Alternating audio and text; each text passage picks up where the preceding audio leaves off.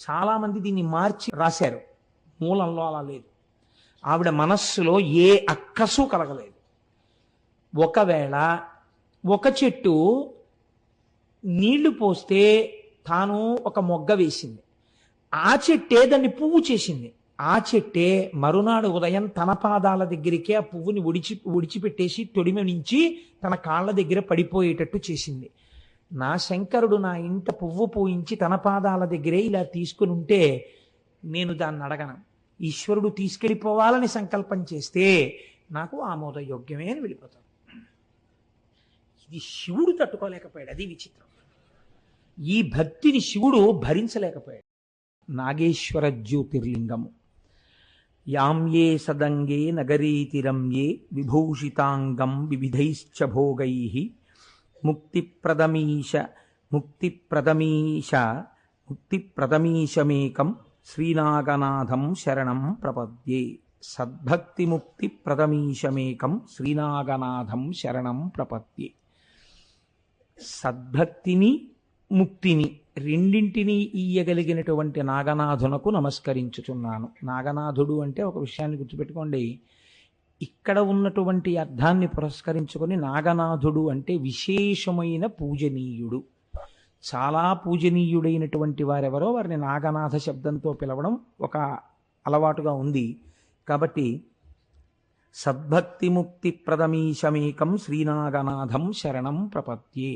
అటువంటి నాగనాథునకు నేను శరణాగతి చేయుచున్నాను. ఈ లింగము దేని కొరకు వచ్చినది, దీని ఆవిర్భావము వెనకాతల ఉండేటటువంటి కారణం ఏమిటి, ఇది నేను చెప్పే ముందు ప్రతి జ్యోతిర్లింగాన్ని గురించి నేను ప్రారంభం చేసేటప్పుడు ఒక నేపథ్యాన్ని మీకు అందించే ప్రయత్నం చేస్తున్నాను. అప్పుడు మీరు ఆ జ్యోతిర్లింగం గురించి స్మరించినప్పుడు ఆ పవిత్రమైన కారణాన్ని ఊహించి మీరు సంతోషిస్తారు. మీరు ఒక విషయాన్ని పరిశీలన చేయండి. ఒక తల్లి ఒక తండ్రి ఉన్నారు. తండ్రి గారు చాలా వందనీయుడు. లోకమునందు ఆయనని తిరస్కరించేటటువంటి వారు కానీ ఆయన మాటని అలక్ష్యం చేసేవాళ్ళు కానీ ఎవరో తప్ప ఉండరు. ఎవరో తప్ప ఉండరు అని నేను ఎందుకంటున్నానంటే, ఎంత పూజనీయుడికి ఎవడో ఒకడు వేలు పెట్టేవాడు ఉంటాడు, చూపించేవాడు. కనుక ఈశ్వరుడి విషయంలోనే అందరూ పూజించేవాళ్ళు లేనప్పుడు ఎవరిని నేను ఉదాహరణ చూపించగలను. కాబట్టి చాలామందితో పూజనీయుడైనటువంటి తండ్రి, ఆయనని అనువర్తించి ఉండేటటువంటి తల్లి. ఇంత గొప్ప తల్లిదండ్రులు ఉన్నారు. వాళ్ళకి ఒక 10 మంది పిల్లలు ఉన్నారు. 10 మంది పిల్లలలో ఒక 9 పిల్లలు బహుయోగ్యులు, చాలా మంచివాళ్ళు. తల్లిదండ్రులు ఎలా చెప్తే అలా ప్రవర్తించేటటువంటి వాళ్ళు. ఒక్కడు మాత్రం చాలా దుందుడుకు స్వభావము కలిగినటువంటి వాడు, చాలా ఇబ్బంది పెట్టేటటువంటి వాడు. ఇప్పుడు తల్లిదండ్రుల మనస్సు ఈ పిల్లవాణ్ణి కేవలము చంపేద్దామని ఉంటుందా, లేకపోతే వాడు మా పిల్లాడు కాదండి అని చెప్పి వదిలిపెట్టేస్తారా, వాణ్ణి కూడా ఎలాగో అలా మారుద్దామనేటటువంటి ప్రయత్నం చేస్తారా? తల్లిదండ్రులు అన్నవాళ్ళు మార్చాలని ప్రయత్నిస్తారు కదండి. మీరు అందుకే చూడండి, శివతత్వమునందు ఒక చిత్రం ఉంటుంది. శివారాధనము రాక్షసులు చేస్తారు, శివారాధనం ప్రమదగణాలు చేస్తారు, శివారాధనం భూతప్రేతాది గణాలు చేస్తాయి, శివారాధనం మహాభక్తులు చేస్తారు, శివారాధనం జ్ఞానమును అపేక్షించినటువంటి వారు చేస్తారు, శివారాధనం ఐశ్వర్యం కావలసిన వాళ్ళు చేస్తారు, ఆపద పోవాలనుకున్న వాళ్ళు శివాభిషేకం చేస్తారు. శివారాధనము చేయనటువంటి వారు మీకు కనపడరు. సమస్త జగత్తునందు భూతప్రేతములు కూడా శివుణ్ణి ఆరాధిస్తాయి. ఎందుకు ఆరాధిస్తాయంటే వాళ్లే మరి తల్లిదండ్రులు లోకానికి. జగత పితరౌ వందే పార్వతీ పరమేశ్వరౌ. దారి తప్పిన బిడ్డలు వాళ్ళు, దారిలో ఉన్న బిడ్డలు కొంతమంది. అంత మాత్రం చేత వాళ్ళు బిడ్డలు కాకుండా ఎలా పోతారండి?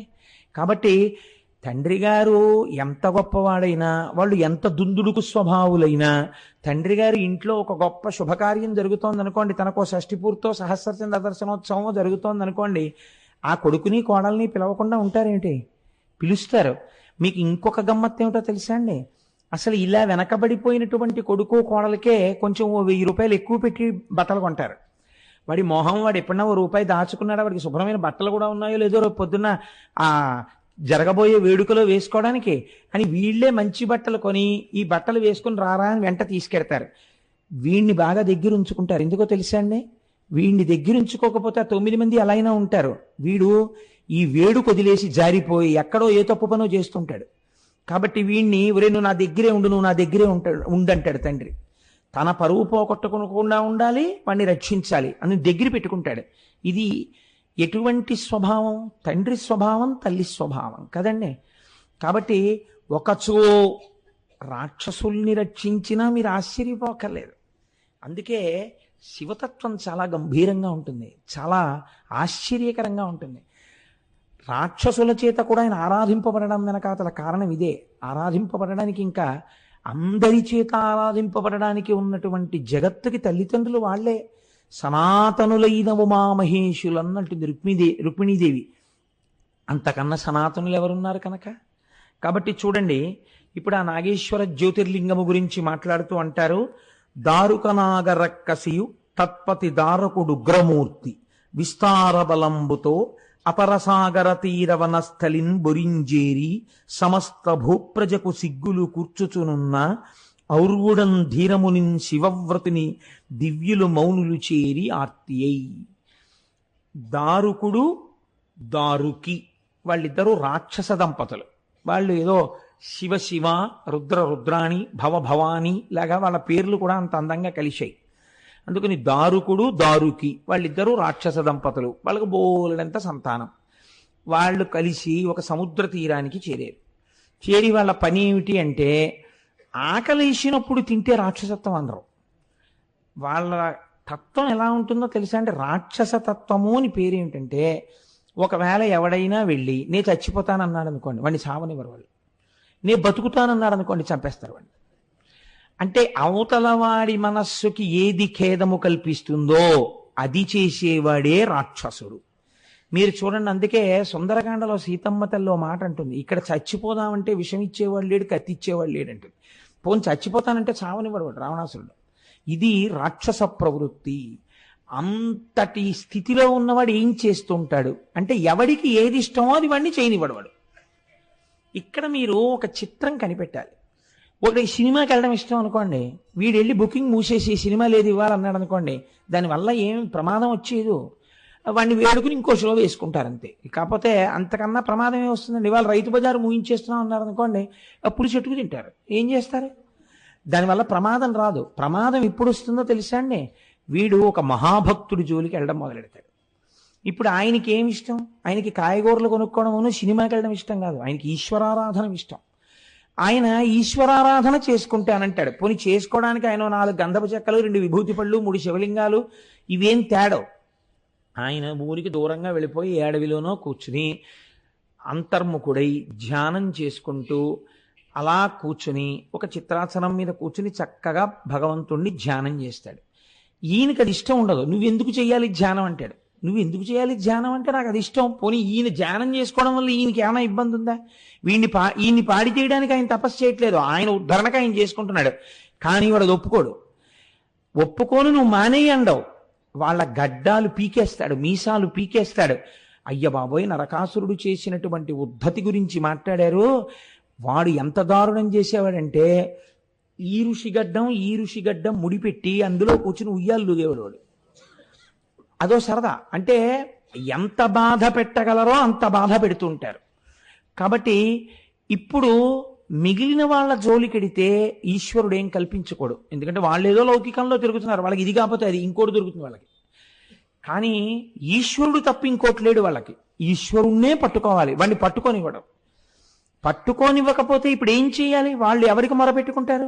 ఈశ్వరుడికే మొరపెట్టుకుంటారు. ప్రమాదం ఇప్పుడు వస్తుంది వాళ్ళకి. అప్పటి వరకు రాక్షసులకు ప్రమాదము రాదు. మీరు చూడండి, ఏ పురాణం చూసినా భగవంతుని జోలి కన్నా భగవద్భక్తుల జోలికి వెళ్ళినప్పుడే రాక్షసులు ఇబ్బంది పడతారు. కాబట్టి ఇప్పుడు ఈ దారుకుడు దారుకి చాలా మందిని హింసించారు, చాలా మందిని తినేశారు, ఏమవ్వలేదు. కానీ వాళ్ళు ఒకానొకప్పుడు అందరు ప్రజలని బాధ పెడుతూ భగవద్భక్తుల జోలికి కూడా వెళ్ళారు. వెడితే వాళ్ళు ఔర్వుడనేటటువంటి ఒక మహర్షి యొక్క పాదములను పట్టుకొని శరణాగతి చేశారు. ఆయన గొప్ప తపశ్శక్తి కలిగినటువంటి వాడు ఔర్వుడు. మీరే భగవన్. మీరు చూడండి, పౌరాణిక సాహిత్యమునందు ఒక చిత్రం ఉంటుంది. పెద్దల్ని సంబోధన చేసేటప్పుడు, పెద్దలనగా మహర్షులను సంబోధన చేసేటప్పుడు భగవన్ అని పిలుస్తారు. రామచంద్రమూర్తి విశ్వామిత్రుడిని హే భగవన్ అని పిలిచేవాడు. సాక్షాత్ భగవంతుడిగానే భావన చేస్తారు. భగవంతుడి పాదములు పట్టుకోవడానికి, పరమభాగవతోత్తముడి పాదములు పట్టుకోవడానికి అభేదంగా చూస్తారు. పైగా ఈశ్వరుడు అన్నాడు ఒక మాట, సమస్త క్షేత్రముల యొక్క తీర్థముల యొక్క సారం ఎక్కడుంటుందో తెలుసా? పరమభాగవతోత్తముల పాద ధూళి యందు ఉంటుంది. వాళ్ళకి నమస్కరించినప్పుడు ఆ పాదధూళి తల మీద పడితే వాడు భూమండలంలో ఉన్న క్షేత్రాలన్నీ దర్శనం చేసిన ఫలితం వేస్తున్నాను అన్నాడు. కనుక ఇప్పుడు వాళ్ళు ఔరువ మహర్షి దగ్గరికి వెళ్ళారు. వాళ్ళకి ధర్మ సూక్ష్మం తెలుసు కాబట్టి. ఎందుకు వెళ్ళాలి ఔరువుడి దగ్గరికి? ఏం భగవంతుడికి మొరపెట్టచ్చుగా? మొరపెట్టే అవకాశం వాళ్ళు ఇవ్వరు. మొరపెట్టడానికి ఎక్కడో నించోవాలి కదండి. వీళ్ళందరూ కలిసి మీటింగ్ పెట్టుకున్నారని తెలియగానే వాళ్ళు వచ్చేస్తారు. అందులో వాళ్ళని తినేస్తారు, చిత కొట్టేస్తారు. కాబట్టి ఇప్పుడు వాళ్ళు ఔరువుడి దగ్గరికి వెళ్ళి ఆయన పాదములు పట్టుకుని ఆయనకి చెప్పుకున్నారు. అంటే వాళ్ళు కనీసం అందరూ కూర్చుని భగవంతుడికి తమ కష్టాన్ని నివేదించుకునేటటువంటి అవకాశం కూడా ఇవ్వనంత రాక్షసత్వం ప్రబలిపోయింది దారుకి దారుకుల యందు. వాళ్ళు వెళ్ళి ఔరువుడితో చెప్పారు, వలతివి నీవు రక్కసుల పాల్పడనీక జనంబునేలా, నీ వలన భయంబు బాపికొన వచ్చితిమిందరమన్ననాతడున్, కలులగు దానవాధములు కల్మషమారసి దైత్యులీ ధరాతలమును బాసి వేరుకడ తాము చెరింతురుగాక వికరన్. వాళ్ళు వాళ్ళ ఉద్ధతిని మార్చుకుని మంచిగా జీవితం గడిపారా సరే, వాళ్ళ ప్రవృత్తిని మార్చుకోలేమనుకున్నప్పుడు వాళ్ళు భూమండలం మీద ఎక్కడా ఉండకూడదు. భూమండలం మీద ఎక్కడైనా రాక్షస ప్రవృత్తి కలిగినటువంటి వాడు కానీ ఉన్నాడా, ఉత్తర క్షణం వాడు మరణిస్తాడు. ఇదే నా శాపం అన్నాడు. పూర్వం ఋషుల యొక్క తపశ్శక్తి అలా ఉండేదండి. ఎంతమంది చచ్చిపోవాలి అంటే ఆయనకు అనవసరం. ఆయన తపశ్శక్తి అంతే. చేతిలోకి నీళ్లు తీసుకుని సంకల్పం చేసి విడిచిపెట్టేశాడంటే ఇంకా దాన్ని వెనక్కి తీయడం ఎవరి తరం కాదు. ఈశ్వరుడు కూడా ఒక్కొక్కచో బ్రాహ్మణ వాక్కుని వెనక్కి తీయలేక ఔదల దాల్చవలసి వచ్చింది. మీరు చూశారు కదా, చంద్రుడికి దక్షుడు శాపం ఇస్తే ఆ శాపాన్ని తీయలేదు. నీకు క్షయ వచ్చినా ఇబ్బంది లేకుండా నీకు కళలు తగ్గుతాయి, కళలు పెరుగుతాయి, నా శిరస్సు మీద పెట్టుకుంటానన్నాడు అంతే శివుడు. కాబట్టి తపశ్శక్తి కలిగినటువంటి వాడి యొక్క వాక్కు చాలు బ్రహ్మాస్త్రమై కూర్చుంటుంది. కనుక ఇప్పుడు ఆయన ఏమన్నాడు అంటే, మిమ్మల్ని ఇంత బాధ పెడుతున్నారు కనుక, ఆయనకేదో కోపం, వాళ్ళ మీద పక్షపాతం, వాళ్ళ మీద కోపం లేవు, నిష్కారణంగా బాధ పెడుతున్నారు కనుక, మీ పని మిమ్మల్ని చేసుకోనివ్వట్లేదు కనుక. అంటే మీరు ఒక్కటి గమనించండి, పూర్వం వాళ్ళు ఇంత కష్టపడి చేసుకున్న తపస్సు దేని కొరకు వినియోగించేవారు అంటే లోక సంరక్షణార్థం వినియోగించారు వాళ్ళు. కాబట్టి ఇప్పుడు ఆయన శాపవాక్యాన్ని విడిచిపెట్టాడు. భూమండలం మీద ఎక్కడైనా రాక్షసులు కాని నివసిస్తే వాళ్ళు మరణిస్తారు. అయితే ఒక్క భేదం ఉంటుందండి. నేను ఇత పూర్వం ఒకసారి స్పృశించాను ఈ విషయాన్ని ఈ ప్రసంగాల్లోనే. ఇతర యుగాల్లో రాక్షసులు ఆకృతి చేత తెలియబడ్డారు. ఎప్పుడైనా వాళ్ళు కామరూపులై రూపాన్ని మార్చుకుంటే తెలియదు తప్ప, లేకపోతే మాత్రం వాళ్ళు తెలిసిపోతారు. మనుష్య రూపాల కన్నా రాక్షస రూపాలు భిన్నంగా ఉంటాయి. కానీ కలియుగంలో వచ్చినటువంటి పెద్ద ప్రమాదం ఏమిటంటే, రాక్షసులందరూ చిత్తవృత్తులై లోపలికి వెళ్ళిపోతారు. అందరూ ఒక్కలాగే ఉంటారు. మీకు ఎవడు రాక్షసుడో ఎవడు మనుష్యుడో మీరు భేదాన్ని పసిగట్టలేరు. చిత్తవృత్తుల చేత లోపలుంటాయి. వాడు అదును చూసి కాటు వేస్తాడు. అప్పటి వరకు వాడు పరమసాత్వికుల్లా ఉంటాడు. దంభము చేత మీరు పసిగట్టలేరు. ఎవడు మంచివాడో ఎవడు చెడ్డవాడో మీరు పసిగట్టలేని స్థితి. కలియుగంలో ఈ అధికారం వాళ్ళకి ఇవ్వబట్టే వాళ్ళు ఒక్కొక్కచో చేయరాని పనులు చేయగలిగినంతగా కొన్ని పవిత్ర ప్రదేశములలోకి కూడా ప్రవేశించగలుగుతారు. ఇది కలియుగంలో ఉండేటటువంటి లక్షణం. కాబట్టి ఇప్పుడు ఏమైంది అంటే, బాహ్యంలో రాక్షసులు తెలుస్తారు ఆ యుగంలో. కాబట్టి రాక్షసులు భూమి మీద ఉండకూడదు అన్నాడు. ఇప్పుడు చిత్తవృత్తులతో సంబంధం లేదు. ఇదే కలియుగం అయితే అందరూ పడిపోతారు, ఎవరో ఒకరో ఇద్దరో మిగులుతారు. కాబట్టి ఏమైంది, ఈ రాక్షసులందరికీ ప్రమాదం వచ్చింది. ఈ వార్త తెలిసింది రాక్షసులకి. ఒరే అసలు మనం అందరం భూమండలం మీద ఉండకూడదు సార్. ఇప్పుడు ఎలా మొదటికి మోసం వచ్చింది అంటారు చూసారా, అది జరిగింది. వాళ్ళకి ఏమిటి ఉండాలి, వాళ్ళకి పోన్లేరా ఇక్కడ కాకపోతే ఇంకో చోటుకు పోయి ముక్కు మూసుకు కూర్చుంటాం అనుకోవడానికి వాళ్ళు అలా ఉండరు. వాళ్ళ జీవితం దేంతో ఉంది, ఇంకోన్ని బాధ పెట్టడంతో ఉంది. వాళ్ళకి బాధ పెట్టడానికి ఎవరు ఉండాలి, వాళ్ళకి రాక్షసులు ఉంటే బాధ ఎలా పెడతారు? మనుష్యులు దొరకాలి వాళ్ళకి బాగా, ఏడిచే వాళ్ళు ఉండాలి, నిత్యం ఆర్తనాదాలు వినపడుతుండాలి వాళ్ళకి, అప్పుడు వాళ్ళు సంతోషంగా పడుకుంటారు. కాబట్టి ఇప్పుడు ఎలా మన బతుకులు ఎలా పెడతాయిరా అని వాళ్ళు బెంగెట్టుకున్నారు. బెంగ పెట్టుకుని ఆలోచన చేస్తుంటే దారుకి ఒక మాట చెప్పింది. కడలి కుక్షియందు కాపురం బుండి ఈ పరిజనులను మనము ప్రక్కలందు తిరుగు తరణి జనుల చెరపట్టి వారల ధనము చూరకొంద మనవరతము. నాకు పార్వతీదేవి గురించి నేను ఎప్పుడో ఒకసారి తపస్సు చేశాను. తపస్సు చేస్తే శాంభవి నాకు ప్రత్యక్షమైంది. మీరు వింటున్నారా? నేను మొట్టమొదటే చెప్పాను, తప్పు మార్గంలో ఉన్న కొడుకైనా తల్లిదండ్రులే. దారుకి తపస్సు చేసింది, ఆవిడ ప్రత్యక్షమైంది. ఆవిడ్ని ఈవిడ చిత్రమైన వరం అడిగింది. ఎందుకు అడిగిందో తెలియదు. నా వారిని రక్షించుకునే శక్తి నాకు ఇమ్మని అడిగింది. తథాస్తు అంది ఆవిడ. కాబట్టి నాకు పార్వతీదేవి అనుగ్రహం ఉంది. నేను రక్షించుకోగలను, ఎక్కడైనా పెట్టి బతికించగలను. భూమి మీద కదా ఉండద్దన్నాడు, సముద్రం మీద ఉందాం మనం. ఆవిడ శక్తితో, ఆవిడిచ్చిన తపశ్శక్తితో నా వెంట మీరు రండి, నా వారని నేను చూపించిన రాక్షసులందరూ సముద్రం మీద బతకగలం. కాబట్టి పదండి. ఎంత చిత్రమో చూడండి. అయితే వీళ్ళన్నారు, బతకడం కాదు మనకి, మేము అలా ఉండమంటే మేము బతకలేము, మాకు ఏడిపించడానికి ఎవరు దొరుకుతారు అన్నారు. అంటే ఆవిడంది, ఆ బెంగెందుకు మీకు? సముద్రం మీద ఓడలలో మనుషులు తిరుగుతారు, వ్యాపారార్థమై తిరుగుతుంటారు, వాళ్ళని పట్టుకుందాం.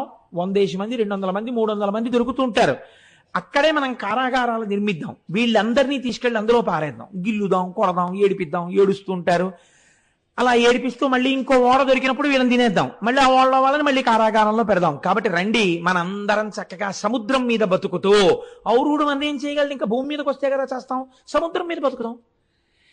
చూడండి, అడిగిన వరంలో తప్పులేని స్థితి మీకు కనపడుతుంది. ఎందుకంటే ఒక తల్లిగా, ఒక స్త్రీగా కోరుకోవడంలో తప్పు లేదు. ప్రవృత్తి దోషం ఉంది. రాక్షస ప్రవృత్తి ఏం చేసింది? తన వారిని బతికించుకోవడం వరకు విడిచిపెడితే మీరు దారుకి యందు దోషం పట్టడానికి వీల్లేదు. కానీ ఆవిడ ఏమందంటే, ఈ పరిజనులను మనము ప్రక్కలందు తిరిగి తరుణ జనుల చెరపట్టి వారల ధనము చూరగొంద మనవరతము. వాళ్ళ డబ్బులు ఆగేద్దాం, ఏడుస్తారు వాళ్ళు, కాబట్టి వాళ్ళని హింస చేద్దాం, రండి సముద్రం మీదకి వెళ్ళిపోదాం అనేటప్పటికీ, సరే బాగుంది, అయితే ఇక్కడ ఉంటే చచ్చిపోతాం, కాబట్టి ఇప్పుడు వాళ్ళకి ఏమిటి, వెళ్ళిపోవడమే. అందరూ సముద్రం మీద పడ్డారు. హాయిగా సముద్రం మీద ఉండేవారు, వచ్చేవాళ్ళని, వెళ్ళేవాళ్ళని. అప్పుడప్పుడు వాళ్ళకి ఎలాగో అలవాటు ఉంది, పాతాళలోకానికి పోతారు, పైకి వస్తూ ఉంటారు. అటుగా వెడుతున్నటువంటి ఓడలలో ఉన్నటువంటి జనుల్ని చెరబట్టి తీసుకెళ్లి వాళ్ళని హింస పెడుతుండేవారు. నేను మీకు ఇక్కడ ఒక విషయాన్ని చెప్పవలసి ఉంటుంది. ఈశ్వరుడు ఒక మాట చెప్తాడు, ఎప్పుడైనా రాక్షసులు కానీ మనుష్యులే కానీ చాలా ఉద్ధతితో నా అంత వాణ్ణి నేనని చెలరేగి ప్రవర్తిస్తుంటే ఈశ్వరుడు వాడి జోలికి వెళ్ళడు. ఎందుకు వెళ్ళడో తెలుసండి? మనకి లోకంలో ఇలాంటి వాళ్ళు కనపడతారు చాలామంది. ఇలాంటి ప్రశ్న ఒకటి వేస్తూ ఉంటారు, ఏమంటే ఫలానా వాడు ఉన్నాడు, వాడు ఎన్నడూ గుడికే వెళ్ళడు, అసలు భగవన్ నామమే చెప్పడు, నిద్ర లేచిన దగ్గర నుంచి పరపీడనం తప్ప వాడికి ఇంకొకటి తెలియదే, వాడికి ఎక్కడలేని ఐశ్వర్యం వస్తోంది, ఎక్కడలేని భోగం అనుభవిస్తున్నాడు, ఎక్కడలేని సంతోషంతో ఉంటున్నాడు, ఇంకా మరి ఈశ్వరుడు అన్నవాడు ఎక్కడున్నాడండి? వీడేమో ఇంత మంచివాడు, పాపం ఏదో భగవన్నామని చెప్పుకుని తిరుగుతుంటాడు, వాడికేమో అన్ని కష్టాలే, ఏమిటండి ఈశ్వరుడు ఉన్నాడని ఎలా నమ్మమండి ఈ రెండింటి చేత అంటారు. మీరు ఒక విషయం, ధర్మ సూక్ష్మాన్ని బాగా పసిగట్టండి. గతంలో చేసుకున్నటువంటి పుణ్యరాశి అపారంగా ఆయన ఖాతాలో ఉంది. అది ఈ జన్మలో ఏమైపోతుందంటే ఖర్చే అవుతోంది. ఇలా పెట్టింది లేదు, ఈశ్వరుడి దగ్గరికి వెళ్ళింది లేదు, తిరిగి ఖాతాలో పడింది లేదు. కాబట్టి ఇప్పుడు ఏమైపోతుందంటే ఉత్తర జన్మల యందు దారిద్ర్యమును అనంతముగా అనుభవిస్తాడు. సరికదా? ఈ ప్రవృత్తి లోపల ఉండిపోతుంది. ఉండిపోవడం వల్ల అధోయోనులలోకి వెళ్ళిపోతారు, నానా కష్టములు పడిపోతారు. అందుకే ఐశ్వర్యం ఉండడం ఎప్పుడూ తప్పని శాస్త్రం చెప్పలేదు. నీకు ఐశ్వర్యం ఉండాలని కోరుకో, ఎంత డబ్బైనా సంపాదించు, ఏం పర్వాలేదు, న్యాయార్జితమైన సొమ్ము ఎంత ఉన్నా ఇబ్బంది లేదు. కానీ మనస్సు ఈశ్వరుడి యందుండి భగవద్భక్తుల జోలికి వెళ్లకుండా వినయంతో నీ శిరస్సు వంచగలిగితే నీకే ప్రమాదం రాదు. ఇది తప్పితే ప్రమాదం వస్తుంది. మరి రెండో ఆయనకి గతంలో చేసుకున్న పుణ్యం లేదు, కానీ ఈ జన్మలో ఎందుకు నిలదొక్కుకోగలుగుతున్నాడంటే పట్టుకున్నాడు భగవంతుడి పాదాలు. కాబట్టి ఇప్పుడు తట్టుకోగలుగుతున్నాడు అంత కష్టాన్ని. కాబట్టి రెండిటి వైపు నుంచి సమానంగా వస్తుంటుంది ఈశ్వరానుగ్రహం. ఇది లేదనుకోండి చాలా ఇబ్బందిగా ఉంటుంది. మీరు లోకంలో చూడండి, మీరు ఏదైనా తినాలి అంటే ఏం తెచ్చుకుంటారు? రోజు తినడానికి నెల్లాళ్ళకి బియ్యం తెచ్చుకుంటారు. తెచ్చుకున్న బియ్యాన్ని కంచంలో పోసుకుని కందిపప్పు వేసుకుని తినరుగా, ఉడికించుకుని తినాలి. ఉడికించుకోకపోతే మీరు తినడానికి ఆ బియ్యం పనికిరావు. అలాగే ఇక్కడ మీరు సంపాదించినటువంటి ఐశ్వర్యం గత జన్మలలో పుణ్యాన్ని ఖర్చు చేస్తుంది. ఖర్చు చేసేసి ఐశ్వర్య రూపంలో కటాక్షిస్తుంది. ఇప్పుడు ఇది మీ పూర్వపుణ్యం అయిపోతుంది. రోజు రోజుకి బ్యాంకులో విత్డ్రాయల్ ఫామ్ ఇచ్చినట్టే తరిగిపోతుంటుంది. ఈ జన్మలో అంటే ఈ భార్య ఉంది, పిల్లలు ఉన్నారు. వచ్చే జన్మలో నీకు భార్య పిల్లలు ఉంటారు. జీవుడు అదే జీవుడు కదండి. వీళ్ళు ఇక్కడ శరీరాలతో ఉంటారు. మరి తను మళ్ళీ కొత్త భార్య కొత్త పిల్లలు సిద్ధం. వాళ్ళని ఏం పెట్టి పోషిస్తావు? వాళ్ళు నిన్ను సంతోషంగా నువ్వు చూస్తున్నావనడానికి నువ్వేం చేస్తావు? అప్పుడు నువ్వు చేసుకున్న పుణ్యం నిన్ను కాపాడాలి. కాబట్టి నువ్వు మార్చుకోవలసి ఉంటుంది. ఇక్కడ ద్రవ్యాన్నే ఊర్ధ్వలోకములలో సుఖపడడానికి వీలైనటువంటి ధనంగా మారుస్తారు. దీన్నే ద్రవ్యమును కాయిక సేవను మానసిక సేవను పుణ్యముగా మార్చుట. ఇప్పుడు ఏం చేశాడు? తనకున్న ద్రవ్యంలో నోర్మై మీకు ఇచ్చేది మీకు ఇచ్చాను అంటాడు. ఓ 1000 రూపాయలు పట్టుకెళ్ళి అన్నదానం చేస్తాడు. అన్నదానం చేస్తే ఏమైంది? మళ్ళీ ఉత్తర జన్మలలో తన భార్యా బిడ్డలకు అన్నం పెట్టుకోవడానికి అవకాశం వచ్చింది. ఇది కూడా పాత్ర తిరిగి దానము. మళ్ళీ ఇదో చిత్రం అండి. మీరు ఏదో అన్నం పెడదామని శుభ్రంగా ఇంట్లో వండుకు తినగలిగినటువంటి వాళ్ళని ఓ 10 మందిని పిలిచి భోజనం పెట్టారు అనుకోండి. ఉత్తినే ఓ అవిపోసం లేదు, ఏమీ లేదో పెట్టారు, వాళ్ళు తిన్నారు. కొంత ఫలితం వేస్తారు, కాదనరు. ఎందుకంటే చుత్ ఆకలి తీరింది కాబట్టి ఫలితమే.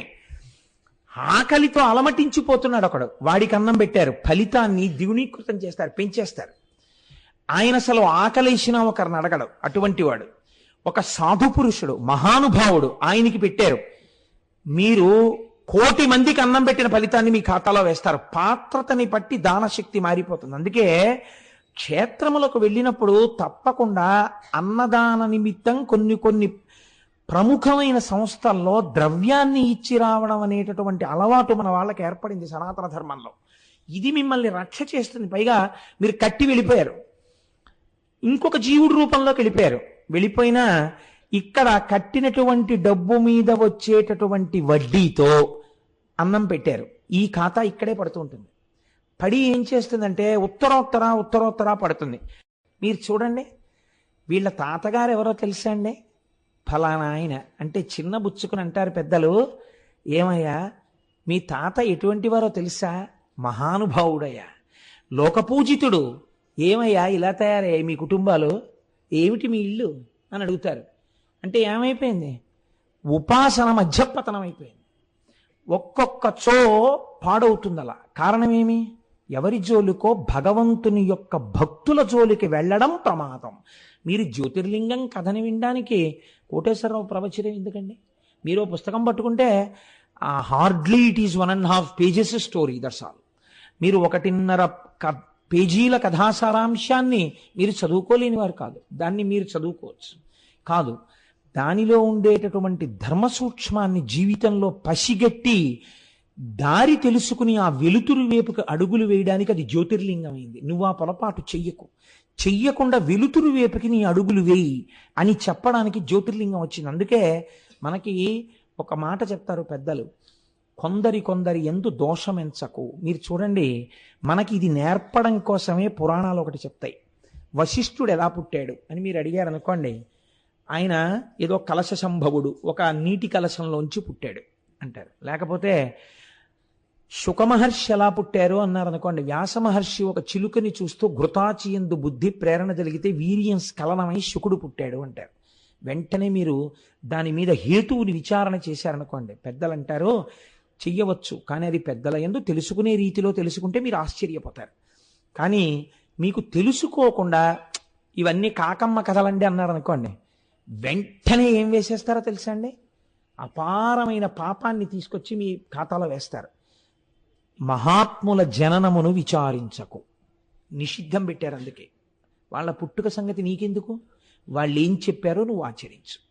మన వాళ్ళు అందుకే పెద్దల జోలికి వెళ్లకుండా చట్టం కట్టేశారు. తెలియక వెడతాడేమో, వెళ్ళాడో ఇబ్బంది వచ్చేస్తుంది. ఇప్పుడు చూడండి ఎక్కడొచ్చిందో ఇబ్బంది. అక్కడుండి వాళ్ళని వీళ్ళని పట్టుకుని ఏదో ఇబ్బందులు పెడితే ఇబ్బంది రాలేదు. ఆ ఓడలో వెళ్ళిపోతున్న వాళ్ళు సుప్రియుడనబడేటటువంటి ఒక వైశ్యుడున్నాడు. భక్తికి కులంతో సంబంధం లేదండి. నాయనార్లలో ఎంతమందో బ్రాహ్మణేతరులు. బ్రాహ్మణుడైనటువంటి వాడి కన్నా బ్రాహ్మణేతరుడైనటువంటి వాడినే పరమభక్తుడిగా శాస్త్రం కొన్ని మర్యాదలతో చెప్పింది. మీరు నన్ను క్షమిస్తే ఒక మాట చెప్తాను. సంధ్యావందనము చేయనటువంటి బ్రాహ్మణుడి కన్నా భగవద్భక్తి ఉండి దూరం నుంచే ఒక బ్రాహ్మణుణ్ణి చూస్తే చాలు నమస్కరించేటటువంటి ఒక బ్రాహ్మణేతరుడు భగవంతుని దృష్టిలో 1,000,000 రెట్లు అధికుడు అని చెప్పింది శాస్త్రం. దానికేం అలాంటి తేడాలు ఉండవు. నీ విహిత కర్మాచరణమే నీకు లేదు, నీకెందుకు ఇవ్వాలి గౌరవం? నీకెందుకు నమస్కారం చేయాలి? ఏది నీ విహిత కర్మాచరణం నీకు? కనుక నిలదీసి మాట్లాడుతుంది. ఆయన వైశ్యుడే కావచ్చు, కానీ ఆయన గొప్ప భగవద్భక్తి కలిగినటువంటి వాడు. ఈ సుప్రియుణ్ణి పట్టుకున్నారు వాళ్ళు. వాళ్ళకి తెలియదు. భక్తుడి జోలికి వెళ్ళడమే వాళ్ళకి ఎక్కువ ఇష్టం. ఎందుకని? వాడు భగవదారాధనం చేసుకుంటాడు. చెయ్యకుండా వీళ్ళు చేస్తారు. అక్కడే వీళ్ళ పతనం ప్రారంభం అవుతుంది. ఇది బాగా ఎర్రసిరాతో అండర్లైన్ చేసి పెట్టుకోండి. మన తరాలు మన వంశం బాగా ఉండాలంటే భగవద్భక్తుల జోలికి వెళ్ళరాదు. కాబట్టి ఇప్పుడు ఏమైంది? బందిగ నుంచి దాసజన వర్గముతో ధనమున్ హరింపగా బందిన వైశ్యుడుండి శివభక్తిని మానక పార్థివేశ పూజంతకు సల్పుచుండ ధనుజ ప్రభుడారసి వచ్చి వేగ ఈ చందముమాను నిట్టి నెడజాడ తలంచిన త్రుంచివేశదన్. ఆయనకి దశదాసీజనం ఉన్నారు. గొప్ప ఐశ్వర్యవంతుడు, చాలా ధనం ఉన్నవాడు. ఆయన ఓడలోకి వెళ్ళి ఆయన ధనాన్ని తీసేసుకున్నారు. ఆయన దాసదాసీజనాన్ని తీసేసుకున్నారు. ఆయన్ని బాగా కష్టం ఎలా పెట్టాలి? ఆయనకి ఎప్పుడు ఏది ఆయన చేసుకోవలసిన అవసరం లేనివాడు. అటువంటి వాణ్ణి తన పనులు తాను చేసుకునేటట్టు చెయ్యాలి. అది వాళ్ళకి సంతోషం. కాబట్టి ఇప్పుడు ఒక్కడిని తీసుకెళ్లి ఒక కారాగారంలో పెట్టారు. ఆయన అన్నట్ట, ఇవన్నీ ఉండడం ఇవన్నీ పోవడం ఈశ్వర ఇచ్ఛ, నాకు ఈశ్వరుడు చాలన్నాడు ఆయన. ఇది భగవద్భక్తి. భగవద్భక్తుడు అనడానికి గీటురా ఏమిటి? నా దాసదాసీ జనాలు లేరు, నా ధనం పోయింది అని ఏడుస్తూ కూర్చున్నాడు అనుకోండి, ఈశ్వరుడు రాడు. ఇవన్నీ ఒకనాడు ఇచ్చినవాడు ఈశ్వరుడు, తీసుకున్నవాడు ఈశ్వరుడు. నాకు ఈశ్వరుడి ఫోటో లేకపోవడం ఏమిటండి ఆరాధనకి అని ఆయన ఆ కారాగారంలో పెట్టినప్పుడు కారాగారంలో ఉన్న ధూళంతా పోగేశాడు. పోగేస్తే ఓ ఇంత శివలింగం అయింది. దాని మీద చుక్క నీళ్లు పోసాడు. అది కొంచెం హార్డ్ క్రిస్టల్ అయింది, గట్టిగా. పార్థివలింగాన్ని చేశాడు. ఆరాధన చెయ్యాలనుకున్న వాడికి, భగవద్భక్తి ఉన్నవాడికి భగవంతుడు లేని ప్రదేశం ఎక్కడుందండి? ఇది భక్తి అంటే. అంతేకాని మా ఇంట్లో అయితే పూజామందిరం ఉండేదండి, చక్కగా ఈ పాటికి పూజ చేసుకుంటూ ఉండేవాడిని. Something is basically wrong with you. నీలో ఏదో దోషం ఉంది, నీ ఉపాసనలో దిద్దుకోవాలి. ఆ మాట అలా అనకూడదు. అలా అన్నావంటే నీకు ఇంకా ఆ ఉపాసన సరిగ్గా చేత కాలేదు. కాబట్టి ఇప్పుడు ఎక్కడ చేస్తున్నాడు పూజ? కారాగారమునందు కొద్దిగా మట్టితో పార్థివలింగాన్ని చేసి ఆరాధన చేసేస్తున్నాడు ఆయన. అంతేగాని నేను పార్థివలింగం చేసుకుంటానంటే మంత్రాలతో అంటే పంపిస్తాడేంటి రాక్షసుడు? ఇప్పుడు ఆరాధన చేస్తున్నాడు. ఆరాధన చేస్తే ఈయనకి ఏమిటండి బాధ? ఇదే రాక్షస ప్రవృత్తి అంటే. ఇప్పుడు ఇలా వెడితే తప్ప రాడు ఈశ్వరుడు. కాబట్టి ఇప్పుడు ఆయన జోలికి వెళ్ళాడు. ఆయన జోలికి వెళ్ళి అన్నాడు, నువ్వు ఈ పని చెయ్యకూడదు అన్నాడు. ఆయన అన్నాడు, ఎందుకు చేయకూడదు అన్నాడు. ఎందుకు చేయకూడదు? నీకు అనవసరం, నువ్వు ఈశ్వరారాధన చేయకూడదు. నువ్వు శివ అన్న నామం చెప్పినా, నువ్వు అలా ఆరాధన చేసినా, నువ్వు ధ్యానంలో కూర్చున్నా, నువ్వు కన్నులు మూసినా, నువ్వు భగవంతుణ్ణి స్మరిస్తున్నావన్న అనుమానం ఏమాత్రమైనా నాకు కలిగితే నీ శిరస్సు త్రుంచేస్తానన్నాడు. అంటే ఆయన అన్నాడు, ఒక్క నాటికి మానను. ఎందుకు మాననో తెలుసా? నాకు ఒక్కటే నమ్మకం, నన్ను రక్షించేవాడు శంకరుడు. నువ్వెవడివి తుంచడానికి? నువ్వు తుంచడానికి నా తలకాయని ప్రయత్నం చేస్తే నన్ను రక్షించేవాడి చేతిలో నీ తలకాయ తుంచబడుతుంది. తుంచగలిగిన వాడు నా తండ్రి అని నాకు నమ్మకం ఉంది. అందుకే నేను ఆయన పాదాలు పట్టుకున్నాను. మీరు ఒక తేడా చూడండి. ఈయన వాణ్ణి చంపేసి నా పూర్వ వైభవం ఇవ్వమని ప్రార్థన చేయలేదు. ఈయన ఏం చేస్తున్నాడు? చాలు నాకు పార్థివేశార్చ, ఈశ్వరార్చన చేసుకుంటున్నాడు. ఇప్పుడు వద్దంటే అంటున్నాడు, మీరు భక్తికి ఎటువంటి భక్తుడు జోలికెడితే ఈశ్వరుడు వస్తున్నాడో మీరు గమనించండి. అంతేగాని ఏదో మా ఇంట్లో కూర్చుని కాసేపు పూజ చేస్తే ఆ మటకా నా కోసం ఈశ్వరుడు వచ్చేస్తాడండి ప్రతిజ్ఞ చేస్తానంటే కుదరదు. మీకు ఈ స్థాయి భక్తి ఉండాలి, అది పెంచుకోవాలి మీరు క్రమక్రమంగా. కాబట్టి ఇప్పుడు ఏమైంది, నన్ను రక్షించేటటువంటి వాడు రక్షించి తీరుతాడు. నా రక్షణ వాడి యందున్నది కాబట్టి నేను ఇదే మీకు చెప్పింది. పెద్దల జోలికి వెడితే వాళ్ళు పూజా మందిరంలో చెప్తారు, అక్కడ ఇక్కడ చెప్పరు. ఇప్పుడు ఆయన బయలుదేరతాడు, అప్పుడు నీకు ఇంకో చోటు చెప్పుకోవడానికి నీకు ఉండదు. కాబట్టి నా రక్షణ వాడి యందున్నది కాబట్టి నువ్వు త్రుంచలేవు అన్నాడు. ఇప్పుడు వాడు త్రుంచే ప్రయత్నం చేస్తే రక్షించేవాడు వచ్చి తీరుతాడు కదండి. ఇది ఈశ్వరావిర్భావం అంటే. కాబట్టి పెద్దల జోలికి వెళ్ళరాదు. ఇప్పుడు ఏమైంది, వాడు వెంటనే ఓ కత్తోటి తీసుకుని ఆ కంఠం మీద నరికేయడం కోసమని అపారమైన ఉగ్రరూపంతో, అసలే రాక్షసుడు, ఆ కత్తి తీసి ఆయన కంఠాన్ని నరికేయబోతున్నాడు. సాధారణంగా మీరు ఒకటి గమనించండి, దీన్ని పరమభక్తితో కూడిన శరణాగతి అంటారు. దీనికి విశ్వాసం ఉండాలి. మామూలుగా మనమైతే ఏం చేస్తాం, ఓ కత్తో ఓ కర్రో పెట్టి కొడుతున్నారు అనుకోండి, ఇలా చెయ్యో ఏదో అడ్డం పెడతాం. వాళ్ళు అది కూడా పెట్టరు. వాళ్ళు ఏం చేస్తారంటే నేను అడ్డు పెట్టుకుంటే నన్ను నేను రక్షించుకున్నట్టు. నేను పెట్టుకోవడం ఎందుకు, అది ఈశ్వరుడు చూసుకుంటాడంటారు. ఇలాంటి వాళ్ళకి తగిలిన దెబ్బలు ఈశ్వరుడి వీపు మీద పడ్డాయి తెలుసా అండి. కొన్ని సమయాల్లో తెలియక భక్తులు కొట్టారు, ఒక్కొక్కసారి కొడితే దెబ్బలు ఈశ్వరుడి పేరు వీపు మీద పడ్డాయి. పురంధరదాస్ గారు శిష్యుడిని పిలిచి కొడితే ఇంకా పెట్టవేరా వేడి నీళ్లు స్నానానికని కొడితే ఆ ఏడుస్తున్నాడు, పాపం వేడి నీళ్లు పెట్టట్లేదని బెంగ పెట్టుకుంటున్నాడని సాక్షాత్తు పాండురంగడు వేడి నీళ్లు పట్టుకుని వచ్చాడు. వేడి నీళ్లు పట్టుకొని వస్తే ఇంత ఆలస్యమా, సుప్రభాతం అయిపోతుంది, ఎక్కడ తిరుగుతున్నారు అప్పన్న అని చెప్పి జుత్తు పట్టుకుని వంచి వీపు మీద కొట్టాడు. ఆయన కొట్టేసి వేడి నీళ్లు స్నానం చేసి పాండురంగడి గుళ్ళోకి వెళ్ళారు. వెళ్ళేటప్పటికే పాండురంగడి వీపు వాచిపోయి ఉంది. అభిషేకానికి బట్టలు తీస్తే వీపు వాచిపోయి ఉంటే, అయ్యయ్యో ఇదేమిటి స్వామి, ఈ చేతి తట్టి ఏమిటి, ఈ వాపి ఏమిటి, ఎవరు కొట్టారు నిన్నని అడిగారు. ఇవి యథార్థములండి. ఎలా కొట్టారని అడిగితే పాండురంగడు మాట్లాడాడు, పురంధరదాస్ కొట్టేశాడన్నారు. అన్నన్నా నేనెప్పుడు కొట్టానని అడిగిన.